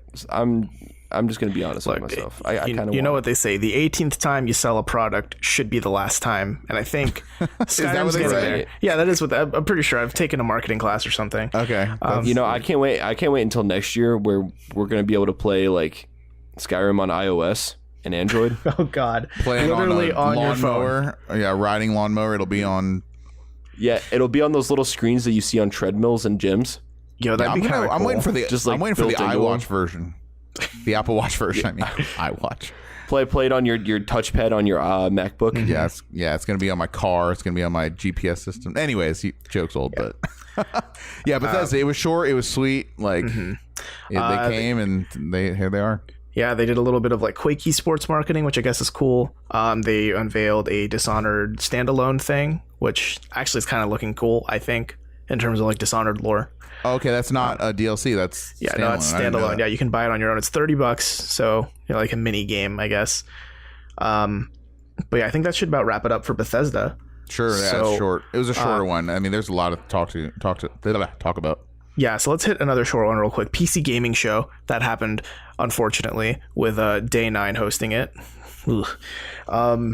But that was a little rough. It was a little like Yeah, car, I didn't actually get to see this one. So was it was hard a to little car swallow. salesman-y, wasn't it? A little slimy. Yeah, it Just his felt delivery. it felt uncomfortable. Like the thing that I think bothered me the most about the PC gaming show is that like if you're tuning into the PC gaming show, you're probably an enthusiast. You know what I mean? Like because PC gaming kind of has that aura around it where like you kind of give more of a shit. Like you know what the word RAM means, and you know like you know how what to a hard drive upgrade is. said RAM. Yeah, or like you have an idea of like what the parts do, but they were selling it like like you're all 5-year-olds. You don't understand what a PC is, but it's a machine that can play these good games. So we're going to sell that to you. And it just felt like, that we're treating us like children as opposed to people who own PCs. I'm a little torn overall because, damn it, like I appreciate what they're trying to do. And they're trying to do a very difficult thing, right? Like the console developers and manufacturers, they have a cohesive system. PC is just so customized, so spread across dozens and dozens of different companies, and this is PC Gamer Magazine or PC World? Gamer Mag. Yeah, like they're trying, man, and I don't want this to go away. I want this to get better and improve. It does need to improve. I agree, but I appreciate the effort, but it's just they're a couple years off, I think, from putting together a really good, solid presentation. Because even like the big graphics card players like AMD and Nvidia, they struggle too to have like a great presentation as well, and they kind of have all the cards in their hands in the PC industry, but. I'll look at Mountain Blade 17 or whatever too. Again. I'll look at those games. I mean, it had my attention. I was kind of more skimming through it real quick. I don't want to spend too much time on this show, but just 3 games that stood out to me. Tunic looked awesome. Griftlands looked awesome, and then Wargroove. I don't want to talk about them too much, but those are games like worth googling and checking out. Those are 3 real standout games for me that are definitely going on my Steam wish list like ASAP. Yeah, and I'd like to say the last 2 are made by some very good indie developers, Clay Interactive and Chucklefish Games. Yeah, who have a good history, good track record of making some addicting, very good games that are worth checking out. Also, real quick, PUBG was kind of brought up. This Player Unknown's Battlegrounds. Now Go ahead, sure. Just exploded. You can now vault. You can vault over objects, over fences, and over cars. You can. It's great. It's revolutionary. What a novel idea, man! Yeah, wow. Yeah. Now this is really what's going to help the budget. It's going to help the game sell millions more, I think. But they laid down a long-term plan where they're going to have like I think dynamic weather like within a game. Because as of right now, I think that it's just like you load in and then like it's rain static, map, either it's raining or it's. Mm-hmm. But now it's gonna be like you can start the game sunny, but then like partway through, it's maybe a thunderstorm happens or something, which I think would be pretty cool. Yeah, they're adding new maps. That game is going places. Yeah, it's an awesome game. Mm-hmm. And seeing it at that presentation just made me want to boot it up and start playing again. It's just a great game, and it's so janky, but it's so good. Yeah. Another game that kind of stood out to me is Lawbreakers. I think the presentation for that was really good. I think Cliffy B just kind of came out there and kind of gave his spiel because Cliffy B is kind of, he's very direct. He's a very direct man. Cliff Blazinski. You've done it twice. I was going to say you've done it twice, and he would bitch slap somebody. He hates being called Cliffy B now. Oh, I know. I think it's like a Puff Daddy thing or something like that. Like that was a nickname he gave himself when he was like 13, and he didn't think he'd be 55-year-old man still be called Cliffy B. Yeah, dude. It's so awesome. Like I watched the stuff that they showed for like when they announced like it was coming to PS4 or whatever. But like the behind the scenes stuff, I don't know. The game sounds really cool, man. It sounds like it's going to be quite different from your Overwatches and Quakes or whatever. I'm glad you brought that up. Just the mere fact that it's coming out at like a $30 price tag. Yep. I mean, I think that was a really smart move.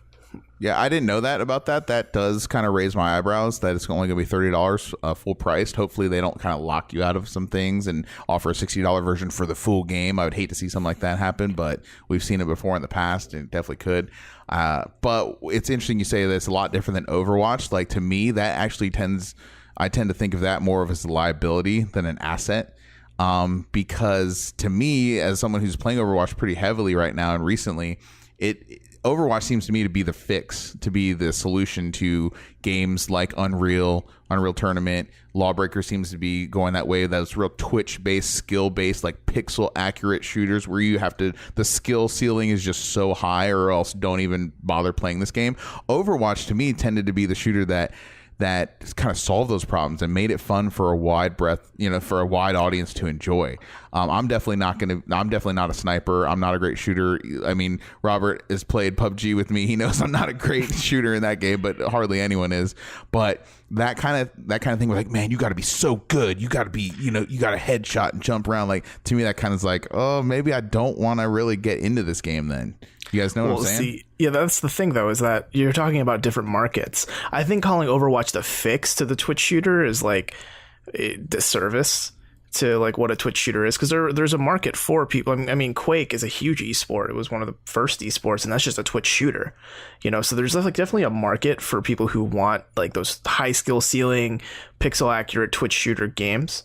And Quake Champions coming out, there is a market, and I actually am playing Quake Arena now too. Like, I appreciate those games. Quake Arena was like $12 though, right? Like, I'll get in there and just have some old nostalgic fun every now and again. I'm not saying like it's gonna fail, but I'm saying for me personally, it's not. It's when someone says you have to be so good at this shooter, then I'm like, well, guess what? I'm not that great, so I'm probably not gonna play it. Is all. I'm just talking personally myself.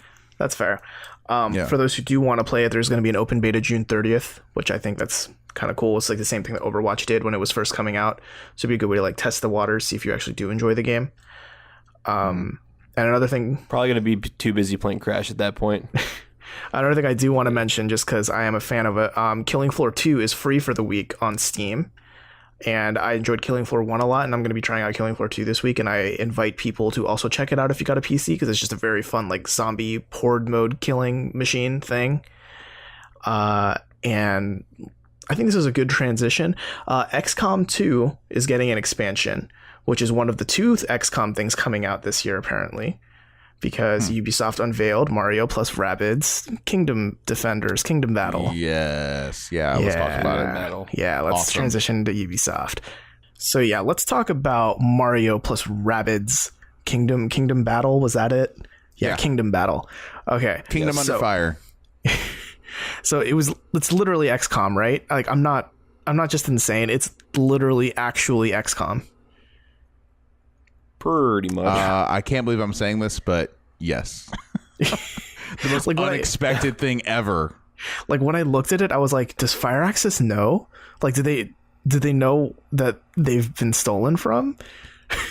Much like I didn't. Yeah, like it's pretty blatant. Much like I didn't know how much I wanted an episode 1 squad-based multiplayer shooter, I did not know how much I needed Rabbids and Mario strategy-based cover shooter in my life. Like, oh my gosh, this looks awesome. Who did this? Like, I want to know who did this? Who thought so? Who came up with this? When Miyamoto-san came out, that was one of the coolest things I've ever seen in my life, where they had the guns out, him and Yves Guillemot. Yeah, they were just like playing around with the guns. Like, these are grown men, like in their 50s, 60s, playing with little guns. Well, not little, it was so cool. Yeah, it was really cool. I mean, Mario's got guns, and I'm okay with this now. Yeah, I wasn't okay with it. Now I am. They're not real guns. No, Mario would never kill anyone. But they just faint, right? Like in Pokemon. Yeah, exactly. I don't know. When I looked at it, I was just, I don't know. I'm not excited about it personally. Really? Are you kidding me? I'm not even at all. I was never an XCOM guy, but like, this game just looks like so much fun. Like, dude, this is selling me the system. So awesome. Yeah, this is selling me on a Switch. If there was no Mario Odyssey, which we'll get to later, if that wasn't coming out, I would buy the Switch for this game. Dead serious. I love XCOM. I love these kind of games. See, I love XCOM, but when I looked at it, I was just thinking, this feels cheap, like an actual cheap knockoff to me.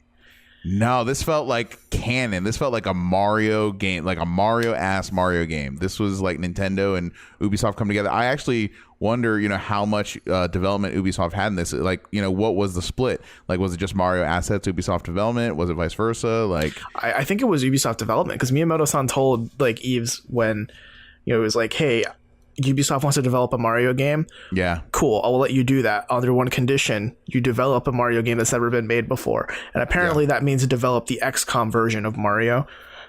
I'm on board. It's just so crazy. No, I'm all in on this game. Seriously, I would buy this day one. And it's coming out soon too, like in August.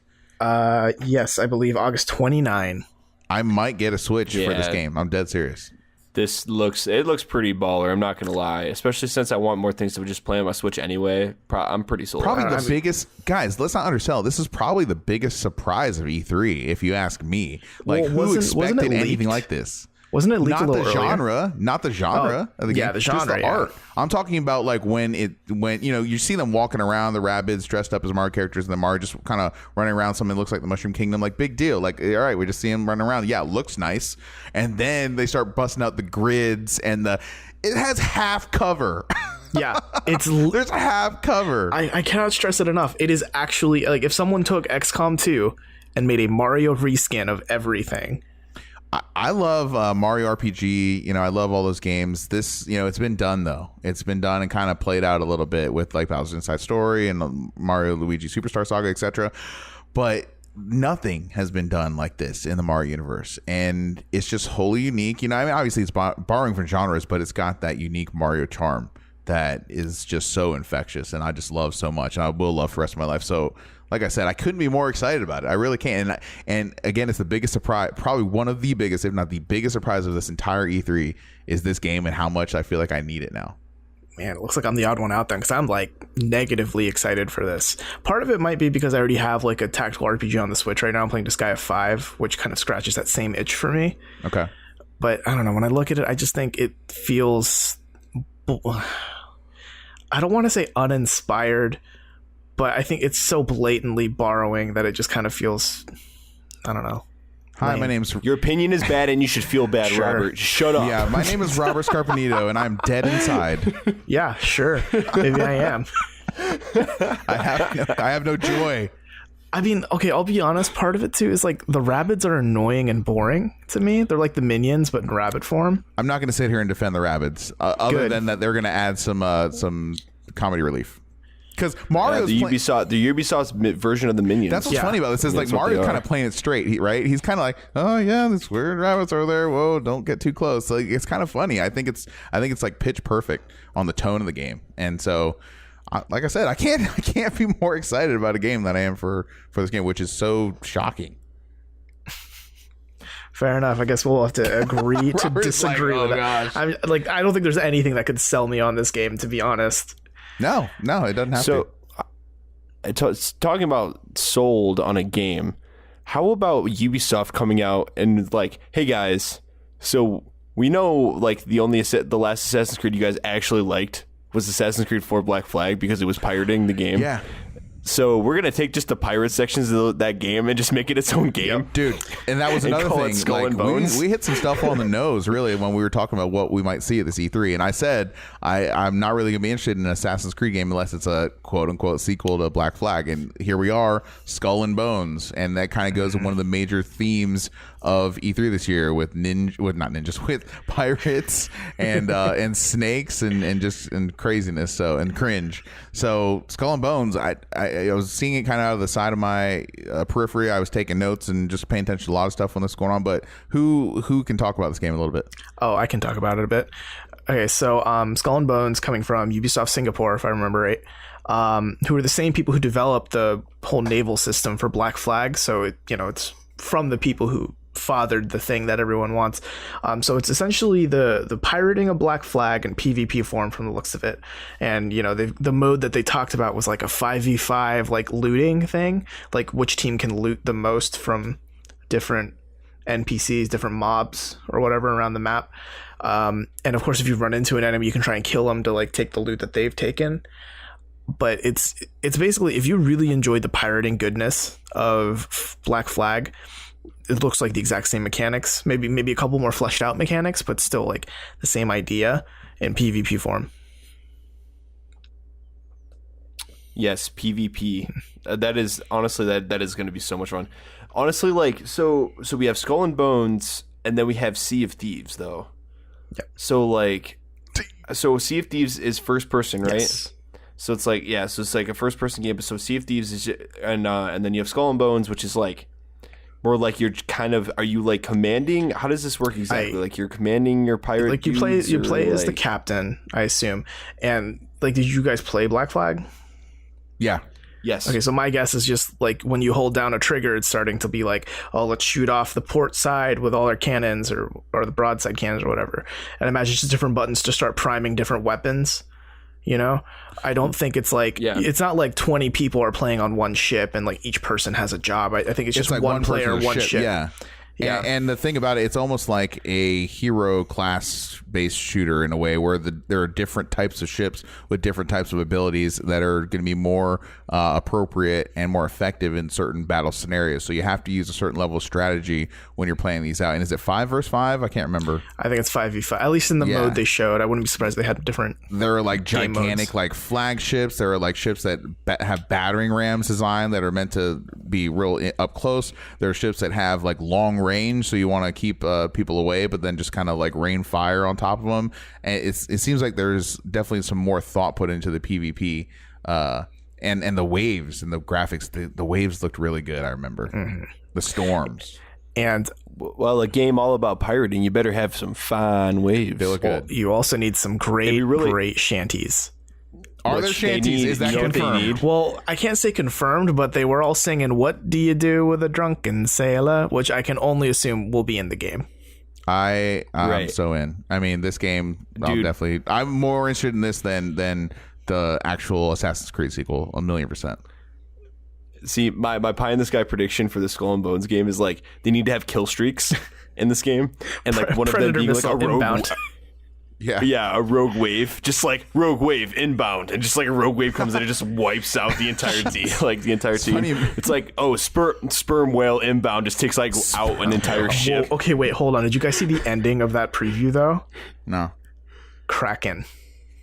Really? What? A giant Kraken. What? It's cool because they're like the way they ended it. I thought was pretty clever. It's probably one of the best advertising bits I've ever seen. It's the dude who was talking about. He says, "Oh, and before I leave, I just want to tell you all that Skull and Bones is a world where whenever you act, it will react." And then he just walks off the stage, and then they just show like ships around this dude like being pulled under the water, and they do like a bird's eye view, and you see like a shadowy, tentacly figure under the ship, and then it blacks out. Wow, Colin, you might be getting your wish, man. That sounds pretty cracking dope. Kill streak.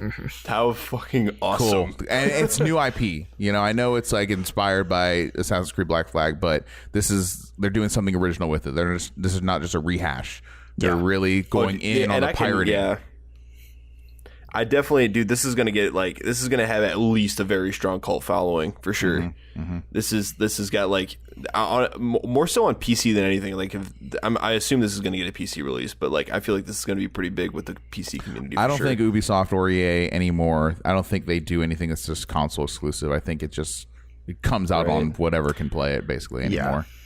Yeah, awesome. No, looking forward to it. It looked good. It was one of the standout from Ubisoft's presentation. Definitely excited about it. Did its job. Something else that stood out to me, I'm really glad that, again, for the second or third year in a row, there was another Just Dance dance-off on stage. That was wonderful. It was good to see. It was nice to see BB Rexa show up live. You just bust that out like you knew, like she's like number 3 on your playlist on Spotify or something. I once helped host a concert where she was in it, so that's why I know her name, but I could not name you one of her songs. How many selfies did you take with her? Absolutely none. I've never met the woman. I'm sure she's a fine woman, though. Was this the K-pop section? They did have Bubble Pop by Hyuna. Yeah, I was hype on that. Anytime you want to introduce K-pop, got my attention. Yep. Was that with the Sick Panda, or was that something else? I don't know, but I think that's more than enough about Just Dance 2018. That ill panda, though. Let's just cut her right there. I love how there's dude, you know what's crazy though is like we were talking about in one of our recordings about like the gold editions and then the super deluxe editions. They're doing a gold edition, like deluxe edition, whatever, for Just Dance. Hey, people love Just Dancing. You know what's even sadder? Someone's gonna buy it. A lot of people are gonna buy it. Oh yeah, pay $80-$90 for Just Dance 2018. Did you see the Assassin's Creed Origins like deluxe super banging $800 edition?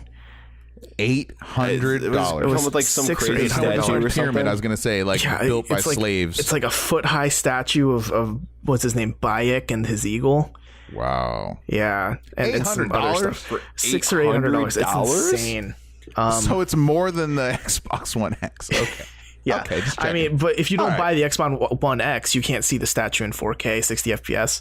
So you do still need the $500 console to Man, my really eyes get the see most. in 8K. Like you get like the Xbox One X like Uber Premium bundle that comes with like the $800 version of that game, God. like bundled in For only- it's like $1,500 For right only there. $1,000, we're saving you $300. It'd be a steal. You're losing money.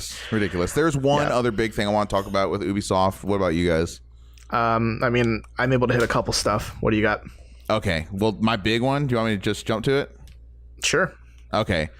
Obviously, Beyond Good and Evil 2. This game has been announced like 5-6 years ago. I can't even remember the last time they had an E3 showing and then just completely gone. And I was so Jack, hey Jack, try 9 years ago. It was 9 years ago at E3 when they showed that trailer. Years ago. 9. Unreal, dude. This is like a James Cameron like movie. Like just takes decades to come out. No, I'm excited. You know, I don't know if I like that monkey so much. Just a little, I don't know, not very likable. See, too cheeky. And the and also the fact that it's a prequel and you don't play as Jade was a little whatever. But you know, and you didn't see any gameplay. It was just like kind of Luc Besson, Fifth Element style world. I thought it looked really cool. It's just a game that's been so. It's a cult classic from like 15 years ago or whatever, right? That like the people have been screaming for the sequel, and the fact that it's not dead is news enough. So I'm excited about it. There's still it's a long way off. I can already tell. Yeah, that's the scary thing, right? Mm-hmm. Like they showed it at E3 this year, 9 years later. Still just a cinematic trailer, no release date, not even inkling of like what the game's gonna look like to play. Really, right. So to me, it's worrying. Brings up a lot more questions than answers, you know. But like I said, at least it's not dead. Everyone thought it was dead. True. And they obviously, I mean, that trailer that we saw the other day, it looked expensive. They put some money into that. Oh yeah, some serious resources behind that trailer. So it looked like a Square caliber trailer in a way. Mm-hmm. Certain parts of it. So yeah, I was happy to see another release date for South Park: The Fractured Butthole. Because you I wash think that your game, mouth. I would try, but yeah, I know they delayed it a couple times, but now it's October 17, hopefully official. Mm-hmm. But we'll see. I also didn't know that Obsidian isn't working on this one. Actually, it's okay. just, I think I was Ubisoft. mistaken when I said that earlier. Yeah. Yeah. I mean, I thought it was Obsidian as well because they made the first one, but I guess either just taking the framework of that and like building on it. Like Ubisoft's building on it on its own. But the trailer made me just want to watch South Park again. And and I know like that's pretty much what the game's going to be. It's just like watching a really long and good episode of South Park.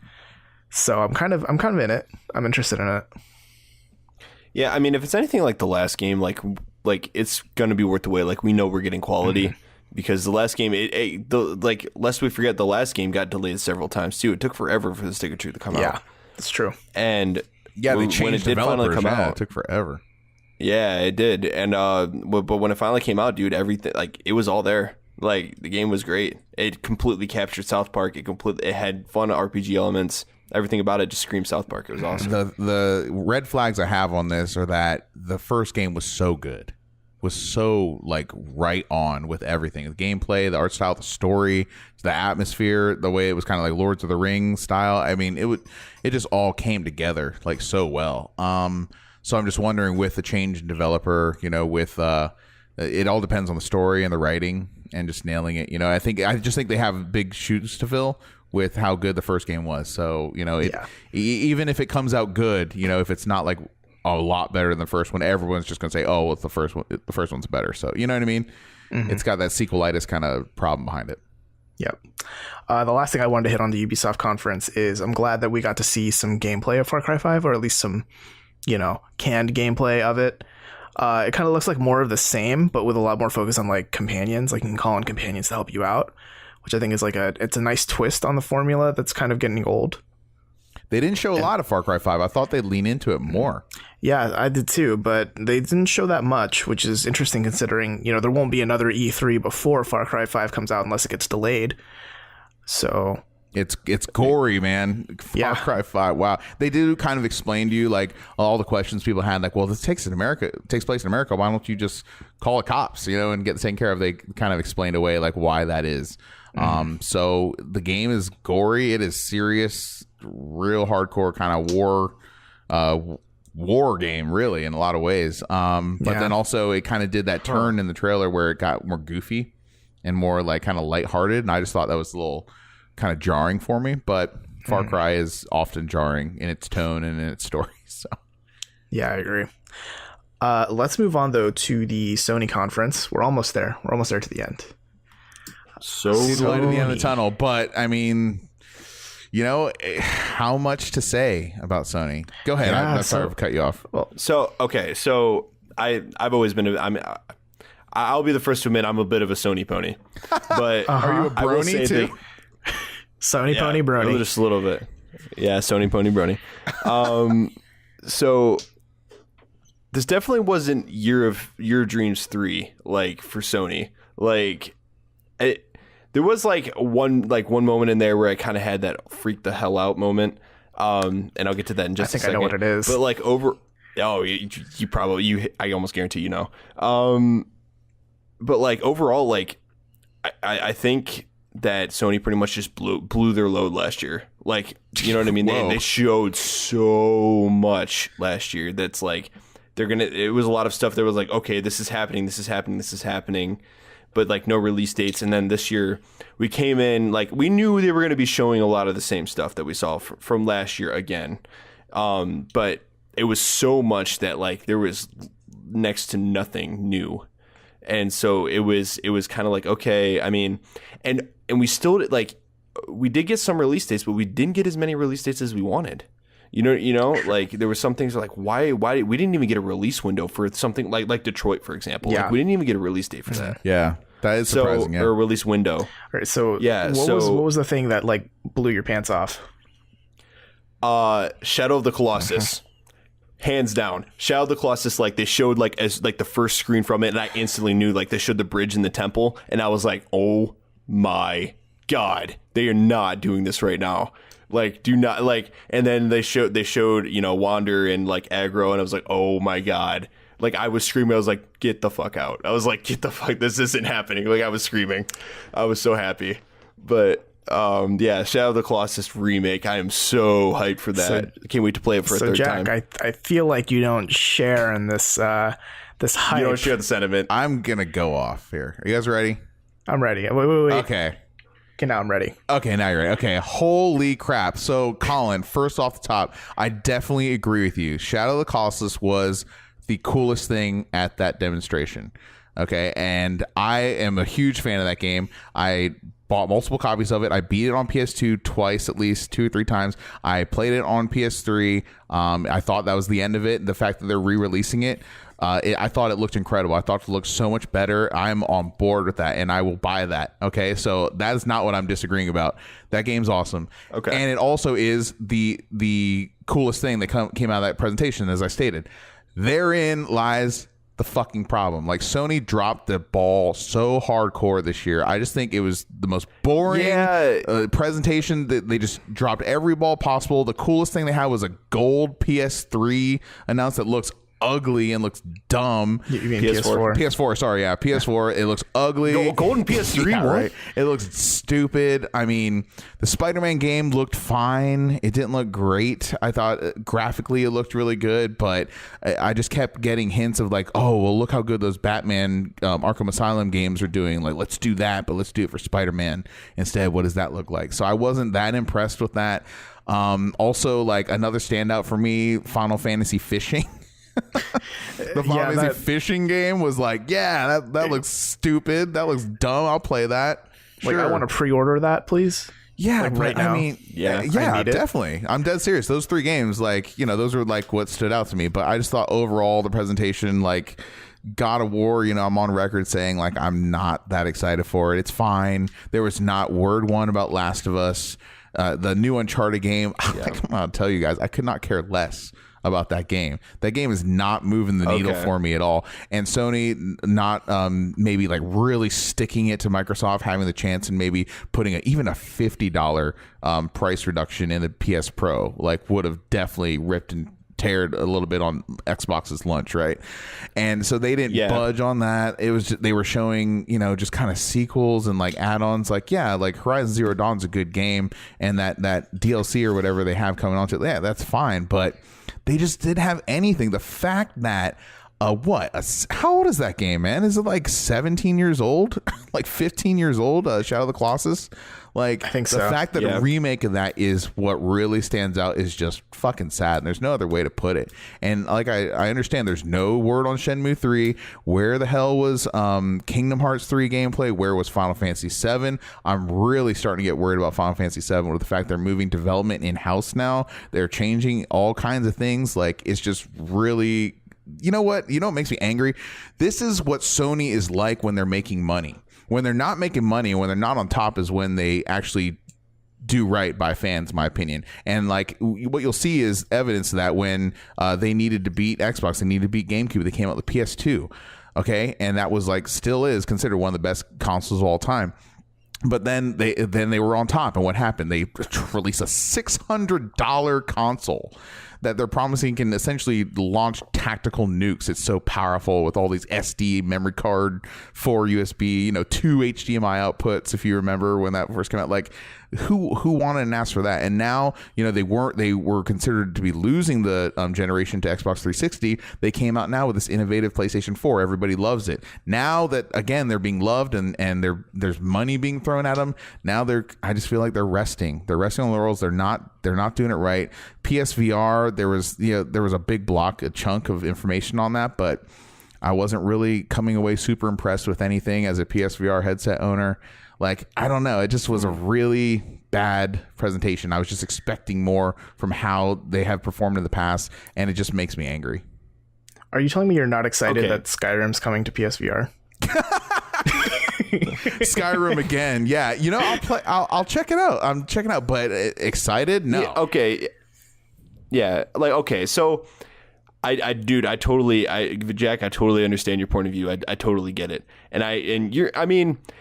But like I said, like they blew their load the last year or two, man. They really did. Like they came out and they showed so much stuff, and it was amazing. It was great. But the thing is, like, they backed themselves in a corner for this year, man. They really did. They backed themselves into a corner, and even so, I do agree with you that there could have been a little more. They could have came out and been like, oh, by the way, hey, $50 off the PS4 Pro. That would have been awesome. That would have been a great power play. That would have been like, some stuff from like their console launch back when they were like, oh, hey, by the way, this is how you share used games on PS4 type of like jab at Microsoft. I will agree with you that they do stroke their ego a little bit. They do like, throw their weight around, because if you the first year or two of the console, the PS4 lifespan was basically based around getting a bunch of ports and a bunch of remasters. That's what a lot of the PS4 library was for a good while. And the first huge exclusive that we got for the PS4 was Bloodborne. And because I remember countless threads on like 4chan and V or like on V and stuff, where people were like, "Oh, look, it's the PS4 in its game," and it was like just Bloodborne sitting on the shelf. Yeah, and so like, there's that.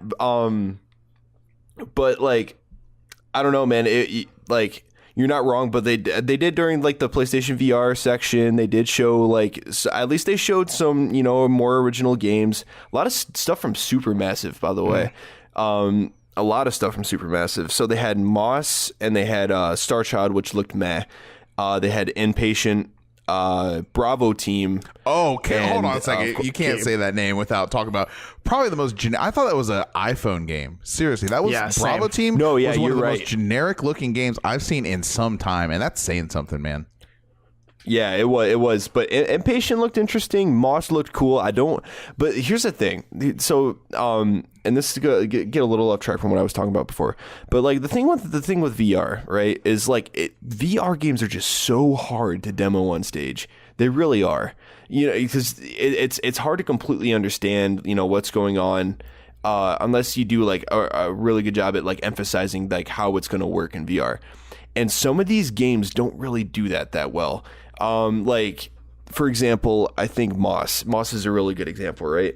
So like, you know, there's like the mouse character with the sword, something that looks like something straight out of, you know, Brian Jacques' Redwall. And like you're some kind of god or something, like you're like controlling what's going on around the character. I don't really understand what's going on there.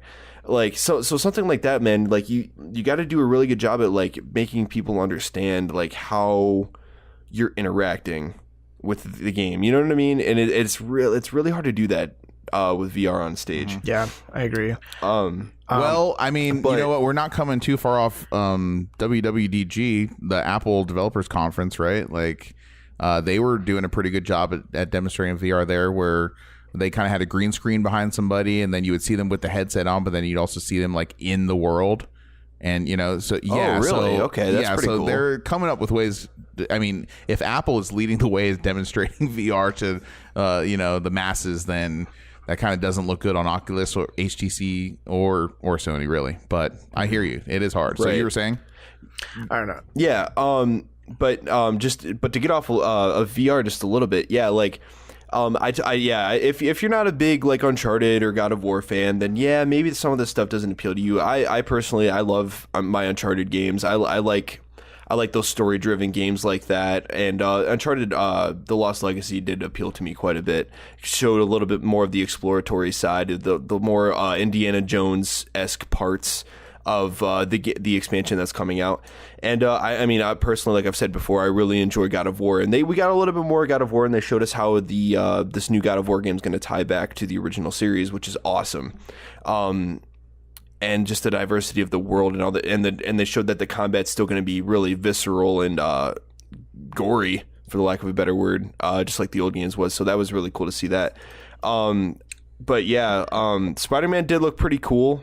Why do I get the feeling though that a lot of these games are going like they feel a lot like Uncharted? I don't know. I disagree wholeheartedly there with Spider-Man. Spider-Man doesn't feel Uncharted at all. Like, no, but it's more like all these like QTE event type deals and like things like that. Yeah, no, I agree with you when you say like that demo was like, way. I'm not saying that demo was way too QTE, way too much for me to feel comfortable about it. And honestly, like I really don't mind that, but I know a lot of people that like you get too crazy with the QTE events, and it gets kind of out of hand. Mm-hmm. It gets kind of ridiculous. Like waiting, like, okay, wait for the circle to close in, and then hit the button.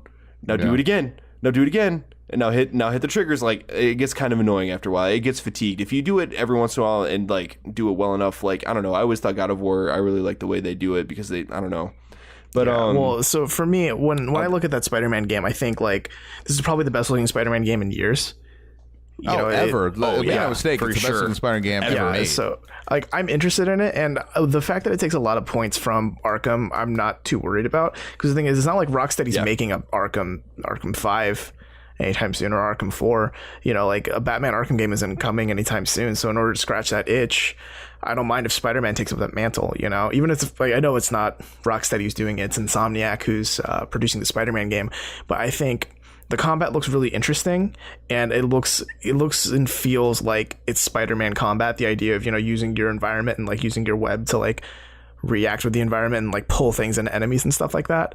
I think it's going to really capture what Spider-Man is when it comes to combat. Yeah, it's right. Yeah, for sure. And like I thought it was crazy how the demo, like the combat looked just brutal, like Arkham Asylum style, just beat the shit out of people. And like the way that, like, they were taking his webs and stuff and just like slinging people, I'm like, dude, that would probably kill someone. Yeah. I'm like, that's it crazy. Looked cool. I'm not saying it's not a cool looking game. It's third party, you know. Is it Sony exclusive?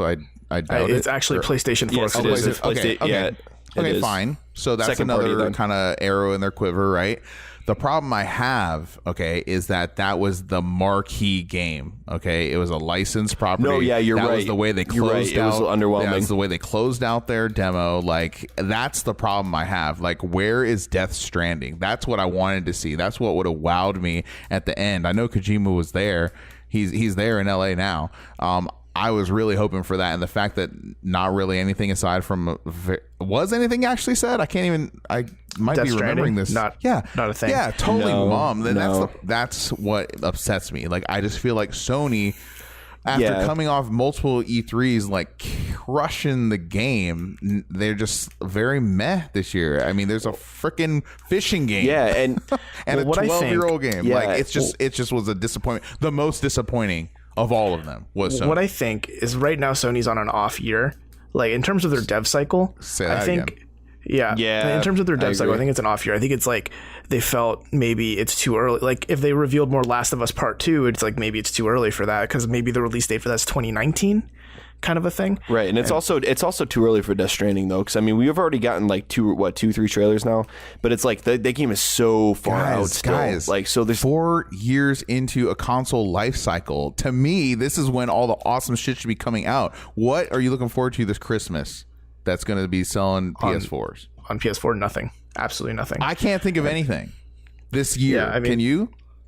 I'm No, I willing to mean, be so proven wrong. No, here's it's the thing. probably In Sony's conference, the only games that are coming out this year that were there, I believe the Horizon Zero Dawn DLC is coming out this year. Uncharted Lost Legacy by August. Marvel vs. Capcom is Infinite. Days Gone coming out? Is Days No Gone release coming out this date. year? Oh my gosh. right. How long have we been wait. talking about? Oh, Hold sorry. on. Go ahead. Okay. Call of Duty World War II. Call of Duty World War II is coming out later this year, and that's it from Sony that's coming out this year. And that just doesn't seem like it's not an interesting roster. Call of Duty is going to sell like hotcakes. Yeah, but it's going to be on everything. It's not just on Sony, is my point. Exactly. Like, of those that are Yeah. exclusives, it's like the Horizon Zero Dawn DLC, which is DLC. You got the Uncharted Lost Legacy, which is standalone, but also, like, if you're not interested in Uncharted in the first place, you're not going to be buying it, probably. You know? Okay. Right. Here, let me just go back to where I was, unless you. But yeah, let's go wanna back keep to going. Days Gone, because I want to talk about how blandly generic and boring that game looks. How long have we been discussing Sony's press conference right now, and we just now got to Days Gone? That's how forgettable it is. That's how, like you said, generic it is and boring. And like, this is like another one of their big tentpole titles that's exclusive to them. Like, I really could not care less about this game. I don't know what it is. The characters are very uninteresting. The dialogue is very uninteresting. The idea is just kind of like Pikmin, right? Like swarms of zombies, and you're manipulating them to kill enemies. Like, that'll be fun, for an hour maybe. But I could not care less about this game. I remember seeing it last year at E3, and they had that little demo where it's like, oh, it's a dude on a bike, and he goes into a barn, and then there are zombies, and it's like a horde of zombies. I remember being like kind of impressed about like how cool that horde looked. It did look like terrifying for a zombie horde, but at the same time, it's not the first time I've seen a zombie horde in a video game. It's not the first time I've seen a white burly man gun down a bunch of zombies in a video game. It just felt boring when I first saw it there, but it last year I gave it the benefit of the doubt. It's like maybe it's still in development, and like that's just kind of the early thing they wanted to show. And this year it feels like they flesh it out more, and I'm just like, dude, I do not care. No. I can, like, you get the impression that the main character is trying to save that hostage that like maybe is his friend or something, but because the main character is too cool to show emotion, it's kind of like hard to really gauge how much he cares. And the gameplay just felt lackluster and boring. It's like if they took Uncharted and Last of Us and made a shitty baby out of both of them. And that's what I get out of Days Gone. A poopy baby. Yep. Yeah, I don't know. Like, Are you going to apologize I for this guess, game, Colin? like- Just say it off top. no, I'm not. Listen, I'm definitely not gonna like apologize for the game. All like what I will say is like last year I did agree that like they ended the conference last year on that game, if I recall. They ended it. Yeah. So last year when I saw it, I remember thinking that this is really generic. This isn't. I don't know. This looks pretty meh. Like, it just looks pretty mediocre, like all around, right? This year, it definitely piqued my interest a little bit more personally. But it definitely wasn't like over the top. Like, this is an absolute highlight of E3 this year for me. Like, but I definitely think it looked more interesting than it did last year. Not a day one buy for me, but I mean, barbed wire bear, like grizzly bear, I guess, kind of cool. But did it? I saw that thing at the end and I was like, I don't care, dude. Here's how generic that idea of the barbed wire grizzly bear is. I thought that was in the Metro game until you just said that. It's all running together. Yeah. It's all running together. Yeah, That's I fair. think for me, the highlights of the Sony conference were definitely the Spider-Man game, because to me it looked cool. I don't know about ending with it, but at the same time, I don't know. It seems like Sony's having an off year, an off dev cycle, and I think next year's E3 is probably going to be big. Maybe they're going to show Death Stranding and the things that we predicted they'd show this year. But for 2017, I think Spider-Man was a good show, and I was actually very intrigued by what Detroit Become Human showed. Yes. I'm still okay. So like, I'm still really disappointed that we didn't get a release date for Detroit Become Human. Like, not even a release window yet. And I get it. It is a David Cage game. Yeah, perfection requires time, and then fucking it up requires a little bit more time.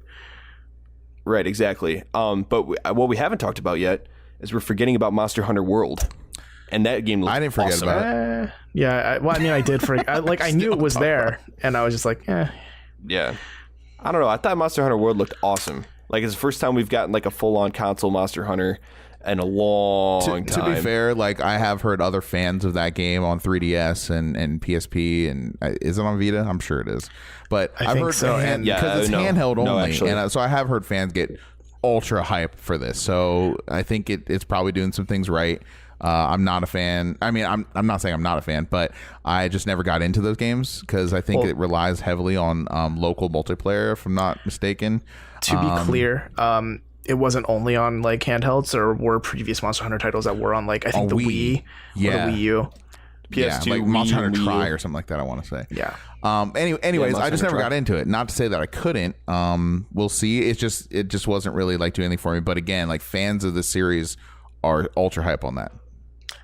Yeah, like the fans for Monster Hunter, dude, are rabid when it comes to the games for real. And I mean, there's a steep learning curve to the games. They're not easy to get into, but once you get into them, dude, like, you're stuck there. See, it's usually how it is. The way I've been told. I gave Monster Hunter 4 2 tries in my life, like on the 3DS, and I tried to, really get into it. And after a while, I just felt like handheld is not the place to play this game. It just doesn't feel good to play it on handheld, personally. Yeah, I don't disagree. Whereas I'm hoping, because here's the thing, they've also announced a Monster Hunter, Double Cross or something for the Switch, which is coming out later in Japan and likely going to get a Western release at some point afterward. And I feel like that's going to be where it's going to hit big, because the Switch feels like a console. I mean, it is like a weird console hybrid, but I think it's going to feel a lot better to play it on there. That one's going to sell like hotcakes just because it's portable and you can play it at home. And I think it's interesting to see Monster Hunter World show up at Sony. Like, I wasn't expecting it, but when I saw it, I didn't feel that I needed it or wanted it that much. It was just kind of there. Nah. Fair. Yeah, it's there for fans already. Yeah. I don't think that trailer did anything to win over new fans that didn't already like Monster Hunter. I'll say that. I would just. No, I was just gonna say. I think just kind of getting around to wrapping up here, but I definitely think it really hurts to know like all the things that we're just missing from this conference. You know what I mean? So like, we were missing a release date for Detroit. We were missing a few more like release windows, or maybe we were hoping some of these games are a little bit closer to coming out. Or just finding out why we should care, this holiday season. Right, exactly. And I think, where the hell is Sucker Punch? Where the hell is Square Enix? There's no Gran Turismo Sport. They had a little thing in the pre-show, but nothing in the conference proper. No gameplay, no progress, no state or whatever. What was the game you just said? Sorry. Wait, what? I said Sucker Punch. Okay, as in like Infamous. I heard that after First Light, they really downsized that studio. So who knows? I know that they were actually hiring for a good long while. They were hiring a bunch of people. Okay. So like Sucker Punch. It was. I had a feeling it was about time for a new Infamous or something from Sucker Punch, man, and we just didn't get it. And then Square Enix didn't show up with Final Fantasy VII or Kingdom Hearts 3. However, Square Enix will be showing stuff throughout E3 throughout this week, so they could or could not show something during the rest of the week. Tell me what's surprising. I know that, actually, if I want to jump in here, they're showing Agents of Mayhem at Square Enix. It's a little like E3 show, which is surprising because that's Deep Silver, right? Right. Yeah, but it's really interesting. Or Volition. But, it's being published. Well, yeah, but it's Square Enix published, obviously. That's true. But before I forget, Kingdom Hearts 3 though. Kingdom Hearts 3 news we're actually getting during D23. Tetsuya Nomura, I guess, is going to come out and speak during D23, which is the Disney Expo. I don't know what the date is on that. Yeah. But apparently he's going to come out and talk more on Kingdom Hearts 3. And we did actually get a Kingdom Hearts 3 trailer during one of the orchestra tour shows last weekend. So they probably just threw that out there as their quote unquote E3 showing for Kingdom Hearts 3. And we got to see some gameplay from like Olympus and things like that, which looked actually pretty awesome. But otherwise, I find it kind of funny that it's yet another Kingdom Hearts 3 trailer that's ending with more announcements at this date. Yeah, please be excited for this. Yeah, more announcements coming this winter. Yeah, I believe D23 is next month. I think in July. Is it? So hopefully we'll get something more concrete. A release date for the release date? Yeah, I mean, I'd hate to see more announcements in the winter at that. Watch them have a reveal event like they did for Final Fantasy 15. Watch them have an event like that, and then they get leaked like right before the event, like what the release date is. They go out and they're like, "Well, guys, it looks like you guys already know, but here's the release date," and then they end up delaying that release date again. Anyway, Yeah, I'd love to see that. That sounds about right.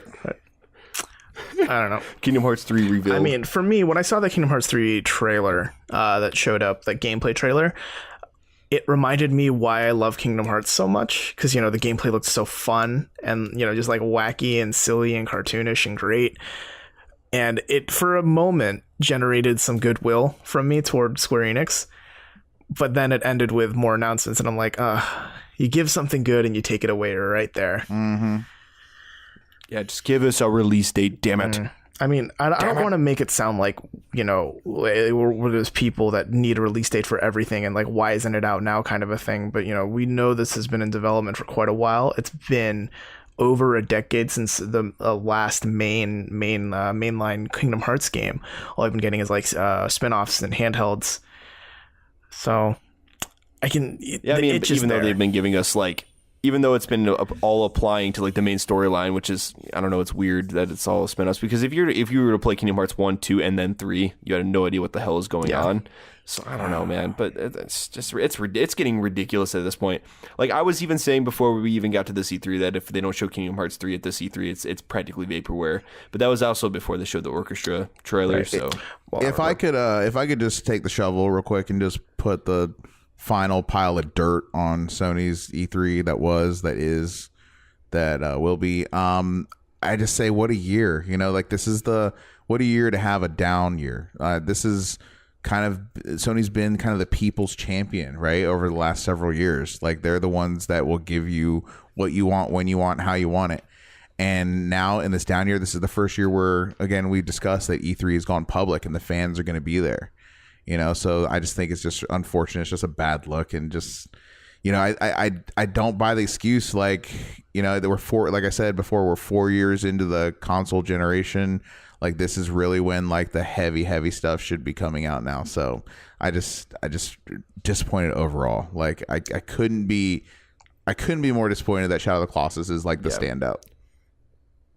They're going to make it next year again, or they're going to make basically 2017 over again. They're going to front load all of 2018, and then who knows what's going on, you know, beyond that, unless we get Spider-Man late next year. But like this year, like we've gotten so many games in the first few months of this year, and then like the second half is just like, it's like, you know, tumbleweed rolling across, you know, the stage at E3 kind of thing. Right now is a great time to have a PS4. Like, make no mistake, it's an amazing time now to have one. But I'm just looking towards the future, right? Like, it's starting to look sparse. It's starting to look worrisome. Knack 2, we didn't even bring that up. Like, how meh was that? Oh, wow, yeah. Like, who cares? Is my point. That. Who cares? Yeah. All right, so let's move on to the final little bit of news that happened on Tuesday. Give me a little sunshine, man, to end this day. I don't want to be so down. Oh, some Super Mario sunshine? Ding. Hey, not that kind. Actually, you can keep that one. That one's not a good game, so. Excuse you. Excuse you. You both like Mario Sunshine? I've never played it, actually. Are you kidding me? Okay. I love Mario Sunshine. The flood? Oh my gosh. All right. We'll talk about that another day. Because we're going to celebrate Mario today. Today is not the day to shit on Mario Sunshine. Today's the day to lift up Mario Odyssey. But go ahead, Robert. Okay, so Nintendo's little conference thing. I think let's save Mario for last. Let's hit all the smaller stuff first that you guys want to talk about. Okay. So I have a feeling, Colin, that you are interested in Xenoblade Chronicles 2. Oh my. I love that trailer, dude. I really did. I like that trailer quite a bit. Yeah. Okay, so like I don't know if it's just because like we don't really have any like for sure like there's no big lineup of JRPGs right now for the Switch. I mean, there's not much to play on the Switch just yet, but like honestly, like I like the appeal of like the original Xenoblade Chronicles. I like Xenoblade Chronicles X quite a bit. Just I don't know, just give me more Xenoblade Chronicles 2, man. And the fact that it's portable is even better. I don't know. And it looked, and I think I like how like the story of this one's going to be a little bit more dialed back and a little bit more personal, it seems like, because like I don't know, and to me it looked like they were pulling the whole like Skyward Sword kind of like the sword is a real person kind of thing. Yeah, I don't know it was a little confusing. Yeah. There was a lot of some JRPG bullshit there. Mm-hmm. Yeah, but I don't know. I'm also a weeb, so excuse me. I like my JRPGs. So I don't know. Like the story seems a little bit more personal. The characters seem pretty charismatic, and it seems a little bit more fantastical and less sci-fi than Xenoblade Chronicles X was. So I mean, I'll take it, man. I'm gonna buy it. So What a weird way to start a conference. That was the first game they showed, and let's not gloss over either how crazy bizarro universe that whole speech was with Reggie Fils-Aimé in the living room. Like, hey, welcome to my house. Weird. What was that? That was Nintendo does weird funny. That was not weird funny. That was just weird. That was just games are and fun. The speech, games are battle. Yeah, if the battle isn't good, if the battle isn't good, then where's the fun? It was he's like I only want to crush people and feel the joy. I want to crush my enemies and then fornicate with their women. It's not just where you could bring your games, but where the games bring you. Like, and then, it was weird. I see what he was going for, but it just came off. It just did not come off right. Yeah. So let's see. Rocket League is confirmed for Switch, which I think is interesting. I think that's something like we kind of guessed at. I'm so hyped for that, dude. I am really stoked for that. Actually. And then also to have Mario hats. That was I don't know. That did something to me. And the best thing I think is that it's not just like Switch only. Like you can cross-play with people on PC, PS4, and all that. Right. Yeah. So no, you can't with PS4. Oh, not with PS4. No, Sony's like, oh, that's right. We're not doing the whole cross network thing. So just PC. So PS4 is still. Yeah, PS4 is just PC and PS4 right now. But Switch will be able to play with Xbox and PC. Wow, that's a crazy thing for Sony to do, to lock that out. Yeah, I don't know what the reasoning is for that. Well, you can't change names in databases to change your PlayStation Network name, so who knows what other difficulties they're running up against. Yeah. They also announced quite a few like way down the line kind of things, and I think they gave it just the right amount of time where it wasn't, it didn't feel like it overstayed its welcome. So there's a Kirby game coming in 2018 and what looks like a Woolly World Yoshi type of game coming in 2018. Hey Robert, what's the name of that Kirby game? What's it called? Kirby. What else? Just Kirby in it. Just Kirby. Yeah. It's same with Kirby. Yoshi. It was just Yoshi. There's a new Yoshi game? Yeah. Hey Robert, what's that new Yoshi game called? Yashi. They're getting really creative with their naming conventions now, aren't they? Like, what is it? It's a Yoshi. All right, call it Yoshi. Sell it. We'll make millions. When I saw that, I was thinking like, work in progress, name to be determined kind of a thing. Oh, you got that impression? I got the impression that was the final name. Why would they announce it without the final name being... I mean, to me, like what I felt with that part of Nintendo's conference, it was like, we do have a lot of games coming. We want to tell you guys about it, but like, we don't have anything for sure final yet. So that's the impression I got out of those. Interesting. I feel like there will be like, it won't just be Kirby 2018, but who knows? Maybe they're rebooting Kirby and they're rebooting Yoshi. Actually, it looked like a reboot of Kirby because of that tree boss and the apples and everything. It looked like a reboot. So who knows? They might be doing that, but time will tell. I actually think I got the impression that game's just called straight ass Kirby, and the Yoshi game's just called Yoshi. So we'll see what happens. We'll see. Yeah. So are we going to talk about Metroid the thing Prime that completely overshadowed that Yoshi game? Yeah, Metroid Prime 4 is happening. Holy shit! It's a thing. That's what they confirmed. That's all we need to know. It's a thing. Yeah, they confirmed it. It's been way too long. They just showed like the logo, and that's it. Which, and I'm fine with that. It could not be further away. is what I mean. Yeah. Like they literally just showed a 4 and then put a Metroid up, and they had the music playing from like Metroid Prime 1 on GameCube. I give it. We're not going to get anything about it next year, and we're going to get a trailer the following year. That's what's going to happen. Guys, I don't know. When they say Prime, does that just mean first person? Is that really what that means? I mean, it's a direct sequel. Yeah, pretty much. It's a direct sequel to Metroid Prime 3, so it's going to be okay. Then I'm worried about it. Then I'm worried. I mean, I know I said on previous podcasts that I want to see an update to Metroid, but I don't know if I necessarily want to see Metroid Prime 4, another first-person shooter. What needs to happen, is that they need to do to Zelda, or I'm sorry, they need to do to Metroid what they did to Zelda. They need to like transform it and make it like a leader. They need to give us something that we don't even know we want. I can't even like describe what it would be, But all I can say is it can't be. Well, they are giving another corruption, and it can't be a task force, whatever that Metroid Prime Federation Force. Force. It can't be that. But I don't know what a new Metroid Prime looks like. I just don't want a Halo corridor shooter again with loot. Honestly, if we're going off the streak that Nintendo's on with Zelda and now Mario Odyssey, like they're completely revamping their like huge IPs right now and just completely transforming them in a good direction. But I mean, we also can't forget that they're coming out with another 2D Metroid game for the 3DS, Metroid: Samus Returns, which looks awesome. Where was that announced? And it comes that out flew under my radar. Yeah, during the Treehouse. Oh, during the Treehouse. There's 2D Metroid during the Treehouse. 2D Metroid. It comes out in September. What? Pixel art or 3D? Hold on. What's it called? No, it's a like a 2.5D. What's it called? Return of Samus? Metroid Samus Returns. All right, I got to look at this. Sorry, go ahead. Keep talking. But yeah, it looks awesome. Like it just the way they presented it looks so fluid. It looks like almost like if you could almost say cinematic for a 2D game. Like dude, I'm pretty sold on it. Honestly, exclusive. Like, dude, this wasn't in the presentation. And a lot of people. A lot of people were talking, man. It's like, oh, I don't know if they'll ever do like a 2D Metroid game ever again because indie developers do them so much better and blah blah blah. But I mean, they did it, man, and it looks amazing. Not gonna lie. I'm watching it right now, so you're gonna get my live reaction. But go ahead, keep talking. But so like the whole Metroid news was huge, man. It really was. Why isn't this in the presentation? This is what I want to see. I don't know why it wasn't in the actual presentation itself because we got done with the Mario Odyssey thing and it just kind of ended. I think the presentation was to focus on the Nintendo Switch. Not like there wasn't a single 3DS There wasn't any 3DS, yeah. Oh, what? Yeah. Dude, there's like melee combat. Wow. Yeah, dude, it looks wild. And you get all kinds of different suits and... Oh, the lighting looks nice too. It looks wild. Oh, okay. Oh.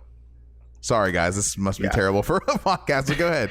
No. What? No, this looks dude. Good. You seriously have a ball. I'm glad we're getting your live reaction to this. That's great. There's like... It does look... Wow, it's like slow-mo zooming in on the bosses. Wow. Yeah, dude. That's what I'm saying. It's got presentation to it, and it's mad stylish. Is this like a reboot, or is this like a Metroid Prime 2 remake, or is this like the sequel to Metroid Fusion? Do you know? I don't know, to be honest. There's free. You're going to have to do some Googling. Wow. Yeah. Of course, like during the press conference, otherwise, aside from the huge Metroid announcements, we got more ARMS. We got more Splatoon stuff. Splatoon, just like promo stuff, essentially. It's not like they dropped anything new. I'm somewhat surprised they even brought those names. Other huge thing. So the dude that character designer, the dude from Game Freak, he was talking about Pokken Tournament Deluxe, but he also gave out a very small but yet very large nugget of information that there is confirmed to be a Pokemon game in development for Nintendo Switch, and it's going to be a core RPG. It's going to be the game official for the Nintendo Switch. So guys, but it's not coming out for another year. I love how casual he said it. It was just like, seriously, yeah, no, it's whatever. It's just another core RPG. Like, what, you like those games? Whatever. We're making another one. It's fine. It'll come out in a couple years. Anyway, Pokken Tournament. You know what that is, Pokken guys? Tournament. That's the death of the 3DS. Yeah, that's what that is. It's significant. I mean, I'll admit, we wanted to give the 3DS another year to breathe, and then we're gonna kill it. I almost exclusively owned the 3DS for like Pokemon and Fire Emblem, And the fact that Fire Emblem is confirmed for Switch, like not that gross Fire Emblem Warriors game, but like an actual Fire Emblem game is confirmed for next year. So much Fire Emblem now. So much. Yeah, but yeah, and then now that there's a core RPG Pokemon game confirmed for, I don't know, 2019, 2020 maybe. You know, like it's coming for the Switch. Like that to me, it means I'm selling my 3DS at some point because they're moving away from 3DS. And you know what? This might surprise you guys, but you care to guess what game that I actually have logged the most hours on 3DS? Do you care to venture? Brain Quest. What about you, Colin? Just name a game. The Bachelor. Can I change my guess? Yeah. Pokemon Pinball. Okay, no. It was actually Animal Crossing. Believe it or not, I have spent probably 300 to 400 hours on 3DS playing Animal Crossing with my fiance. Like we love that game. Now I just realized that was missing. Completely. I know conference. that's another thing. Like not word one on Animal Crossing. I was really hoping to get some updates on that because that is perfect for the Switch, right? They don't need to put another one out on 3DS. The one on 3DS was damn near a perfect game. Seriously, guys, it was almost a perfect game. But I just was disappointed to not hear anything about it. That now that this kind of changes the face of this. I mean, I thought Nintendo did a pretty good presentation this year, but now that I see that 2D Metroid, like, I'm getting even more hype now. We haven't even started talking about Mario yet. Mm-hmm. Well, let's change that. Yeah. Let's start talking about Super Mario Odyssey. Wow. Super Mario Odyssey! That trailer was a lot to unpack. There is a lot of information there. I remember when it was so everything about it. It was charming. It was stylish. It just looked fun. I remember it just looked when I was first watching it in big bold letters. You see that the grassland and then like the dinosaur walks in. At first I was like, what is this? Monster Hunter. What game is this? Yeah, is this a Monster Hunter Double Cross? Are they like announcing it? Like that'd be cool. And then you just see Cappy peek out from the top of the dinosaur. And he has a name now. His name's Cappy. Yeah, I remember seeing the cap and I was like, oh shit, this is cool. Dude, it had the music from it was just everything came together. Like it's even way weirder than I thought it was going to be. Way stranger. You can possess people. Mario real people actually jumps into the astral plane, and his the physical manifestation of his spirit is his mustache and his hat. Yep. On all things. It's ridiculous. Here's the thing, though. Did Mario ever exist, or has it always been Cappy just taking over an Italian plumber up until now? Yeah, we're all a little Mario now, right? Like, he can possess humans, too, in New Donk City. Did you see that? Yeah, exactly. He's just taking over, folks. I think Cappy was the original hero. Super Cappy brothers. They're retconning the whole thing. We've been living a lie. Yeah, dude, you can be a bullet bill. You can be a fish. You can be everything with a mustache. You could be a giant dinosaur, a T-Rex. Yeah, like even the T-Rex had a mustache, and on the T-Rex it looked like a Hitler stash a little bit. I'm not gonna lie, a little bit. But that to me is like, man, I'm excited about the worlds they're gonna bring you to, because they only showed if you tuned into the treehouse after the show, they only showed 2 worlds. They showed New Donk City, right? Yeah, and this kind of like desert, like Sahara desertish place, but it's like frozen over. Dude, I totally want to be sombrero poncho. You can be like Mexican Mario. You can be a bolt of electricity riding a wire, and even when you're the bolt, you have a mustache. Yeah, the fashions. Like, the stupid amount of like mechanics that this game is opening up. Like, just the fact that you can possess anything just opens up so much shit. And I don't know how they're gonna even what they're gonna do with all of it. Like, it's just so much. There's just so many doors that they're opening with what you can do in this game. Are all games on Switch digital as well? You can download them? Yeah. Yes. None of them are physical only? No, but there are games that of come out physical. Right, but you can download everything as well, correct? As far as I can think of. Okay, because my point being is, like, I feel like this game's going to be hard to find physically. Like, this is an awesome game. This is definitely worthy of Mario. You know, I think, what was the last one? 3D World or whatever?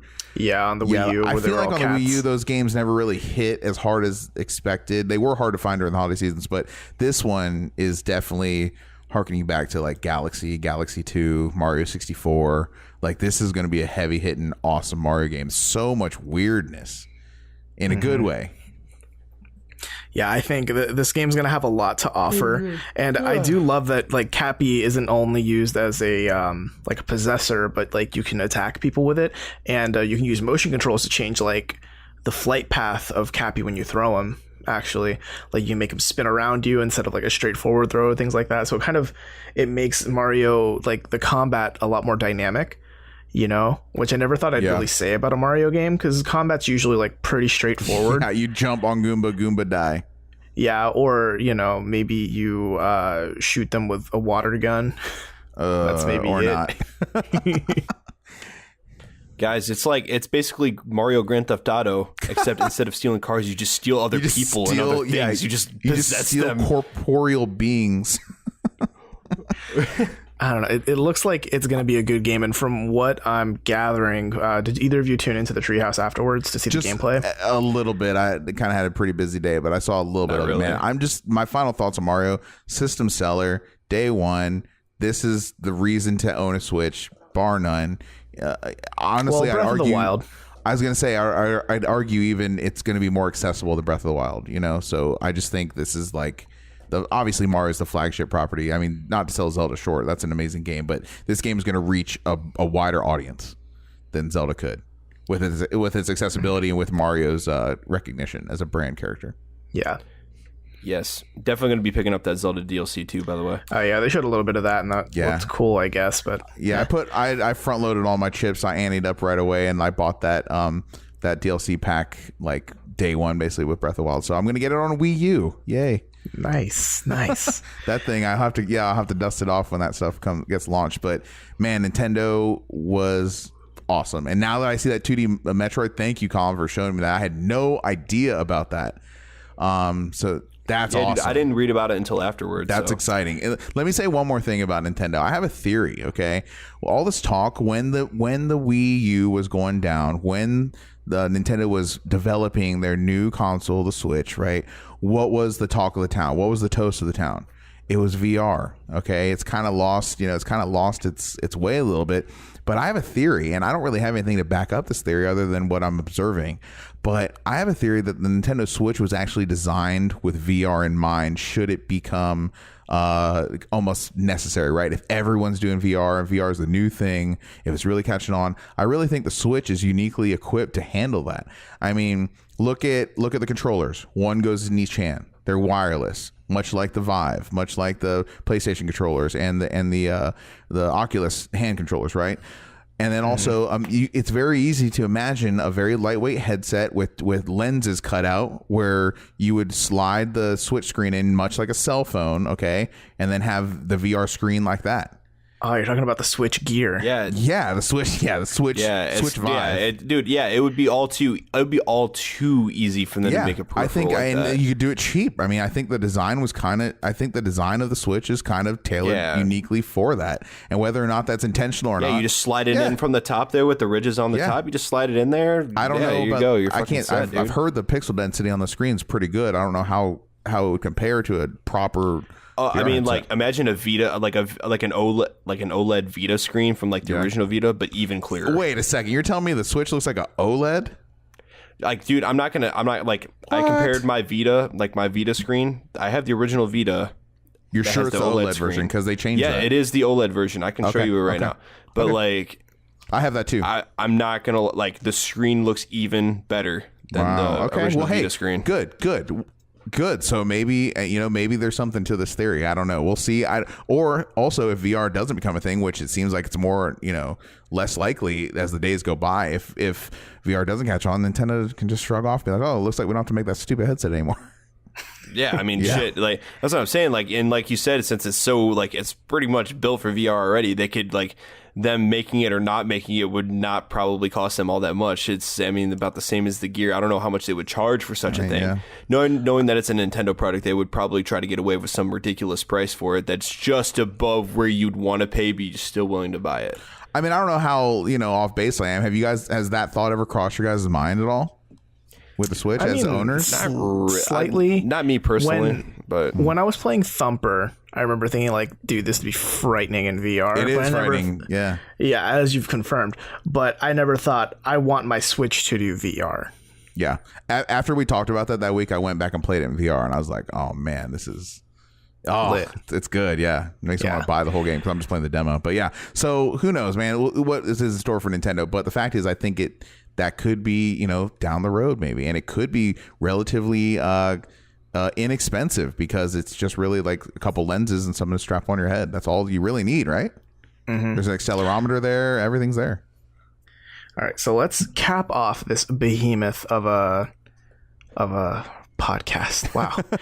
Yeah, I mean, hey, this is the week. This is the week for a long episode. There's just too much news, and there's no way we even probably covered 25% of what happened. Really, not even. So I guess let's end this with a final question. If there was one announcement, one game, one bit of news from the past couple days that stuck out with you the most, or that you are most excited about in the next year, what would it be? Don't all rush at once. Okay. I will say that like the Shadow of the Colossus remake was like the thing that was like holy fuck for me. Because I totally just did not completely. Did out you of left play it on field. PS3? Did you play I played it on PS2? Good. I played it on PS2, and the PS3 version was primo, dude. It ran it in a native 1080p at 60 frames per second. Yeah. So like. Good. I played through this PS3 version. I was completely satisfied. Like, never would have expected them to completely remake it. Then they came out and they're like, "Oh yeah, complete remake." Like what? And on top of that, it's not made by Team Ico. It's made by Blue Point Games, which means we're not gonna have to fucking wait 10 years for it to come out. It's actually gonna come out next year. What did Blue Point make again? Where do they? So they actually did the original remaster of the Eco and Shadow of the Colossus collection. They did a bunch of other remasters. I can't remember them off the top of my head. Yeah, they do a lot of remasters. Yeah. Yeah, so they're good at it. They're good at it. They make solid remasters. Obviously, we know they're capable of handling it. And they did another remake or two. I can't remember off the top of my head what their original games are. But anyway, I digress. The game looks just absolutely stunning. And obviously the other big announcement is Metroid Prime 4, which was the other oh shit moment is actually happening. But definitely the biggest one for me personally would be Shadow of the Colossus. Essentially, I just adore that game so much. So. Okay, what about you, Jack? Now you've had time to think. Yeah, the C3 is just winners and losers, just like every year. So the big winners for me, takeaway, much to my surprise, Ubisoft. I thought they had a very solid from beginning to end, honestly, presentation. I would definitely watch that again. I think that they have some real quality titles coming up. I think they're kind of firing off on all cylinders. They kind of fought back that aggressive takeover that was happening with Vivendi and everything. So they kind of came out the other end of the tunnel. Yves Guillemot, he's leading the company in a good direction. I feel really confident about Ubisoft, so buy stock in that. Also another winner for me this year was absolutely Nintendo. Nintendo, not only in the Ubisoft presentation, also in their own presentation with Mario plus Rabbids, Kingdom Battle, and then also with Mario Odyssey. Like incredible software coming towards Switch. That is something I was discussing as well with my fiance earlier today when we were watching this. Like Nintendo is doing it. They have third-party support. They're selling Switches like crazy. This is a success, like bona fide. Like you rest assured, this console is going to sell like crazy this holiday season. So man, Switch did what it needed to do, right? It's not, it had a low bar to follow with the Wii U, but if you had something that was just as good as the Wii U or even just a little bit better, Nintendo would be in some serious trouble. But they have come out and they're really putting together a good console, and I'm buying one, so I'm the last one of the three, right, to hold out. So I'm going to have Mario. Yeah, I'm going to have both those Mario games and others. And Splatoon 2, there's a lot to look forward to with Switch. So that's awesome news for Nintendo. The losers, okay, so definitely Sony. Sony was the absolute loser this year, which is a surprise, I think, to everyone on this podcast because, again, they've just been looked at as the people's champion. They've been the ones to come out and really give video game audiences what they've wanted. And so, again, with a 12-year remake of a game that I love personally is just not enough to get me hype. And Spider-Man, it looks good as well, but it's not a marquee title. There's much better things to be looking forward to. Who knows, though, how far into the future we are going to have to look forward to it. Are we talking some of these games, 2019? I could definitely see Death Stranding not come out till 2020 or plus. I'm serious about that. Kojima's infamous for that kind of thing. So yeah, Sony big loser. And then the only thing that could be worse than Sony this year is Microsoft coming out with the Xbox One X at $499, like completely losing sight of what is going to give them the lead. Yeah, they're going to sell some, but you're going to have to buy a 4K TV, and some 4K TVs right now and during Black Friday are actually probably going to come in cheaper than the Xbox One X, believe it or not, depending on size of the screen. But it's just, that was just a real opportunity for Xbox to make a big dent and really seize the lead, and they flubbed it. And I think that they did show a lot of games, but again, it's just a proposition that I'm not, as a PC gamer, I'm not willing to shell out the money for the Xbox One X. So those are the big losers. But Mario came out on top. Nintendo, Ubisoft, kudos. I thought it was a good E3 for you guys. But overall, a transition year for the industry. Overall, kind of coming away from this E3 with a down feeling, not so super hype about stuff. I don't know if that's just cynicism or what, but kind of a down transition year in E3. Yeah, I think the two, I didn't know we were doing winners and losers, so I think you can sum up with this E3 with a couple words. It would have to be like mediocre, safe. Maybe there were definitely some peaks, like we saw, like we talked about. For instance, definitely not safe. There was that, it wasn't without peaks, for sure. But for the most part, I think there was nothing. I don't think any of the conferences were like fucking AAA plus, like just crazy, Nintendo was really good, and I personally, I think they would win for me personally, like overall. But it wasn't to the point where it was like, for instance, like the last 2 years of Sony's conferences. It wasn't quite to that point for me. Yeah, the thing I think that stood out to me the most, like the thing that I'm looking forward to the most coming out of the C3 is this game called Skyrim. They mentioned it like 3 times throughout the conference, and I thought it looks really cool. Would not fucking die. I was coming into the C3 there's not enough fucking Skyrim. Surely there's other consoles this can be on. Yeah, give me more. I need it on my phone, in my pocket. No, Dovahkiin. Hey guys, my beer glass, it plays Skyrim now. Nice. No, but the thing I am really looking forward to the most probably is Wolfenstein 2, the new Colossus. That looks really good. It looks very exciting. A lot of the fact that it's coming out, right? Yeah. The fact it's coming out so soon is it's really exciting. 4 months away, October 27. I'm also really interested in Mario Odyssey. I think that's going to be a really good hit, and I think it's going to solidify the Switch's place in the industry, because right now it still feels like it's a little kid trying to be in an adult world, but Mario Odyssey is going to help prove that it has a track record of being a good console with good games that people will want to buy a $300 handheld for. I think Switches are going to be hard to find this holiday season. I think everything else is going to be easy to find. I think most of this, the rest of this year for me personally, is probably going to be mostly catching up on what's come out so far this year on the Sony side of things, because there's just been so much up until obviously more stuff drops for the Switch. Obviously Mario Odyssey in October. But yeah, The thing is, there isn't too much on the Sony side of things that is coming out for the rest of the year, and that is a problem. But they just released so much at the beginning of this year that I haven't had near enough time to even begin to play all the games that they dropped so far. I haven't even played Horizon yet, if that tells you anything. So I haven't either, actually. So good, guys. It's actually when my fiance was watching me play that, she's like, "This looks more fun than Zelda," and I'm like, "It kind of is, but don't speak so soon, right?" Yeah, but let's wrap up here. So where can we find you guys online on the internet verse? I am Colin in Mono on Twitter, aka @booboo55 __55. Oh yeah, the underscore. I don't know. I still curse myself to this day that I couldn't. I should have just changed it to something else, because the underscore thing is another ridiculous. One. Yeah, I think you can change your name on Twitter on the fly, can't you? No, well, you can't change your handle anymore, at least from what I tried the other day. I used to be able to on the fly, but I don't think you can anymore. You can only change your screen name or whatever. But oh man, you can find me at Jack Cepeda at JACCEPEDA on Twitter. That's very nice. And you can find me, Robert Scarpanito, at Pinoptimist, Pinoptimist. I'm on all the social medias as that, so hit me up there.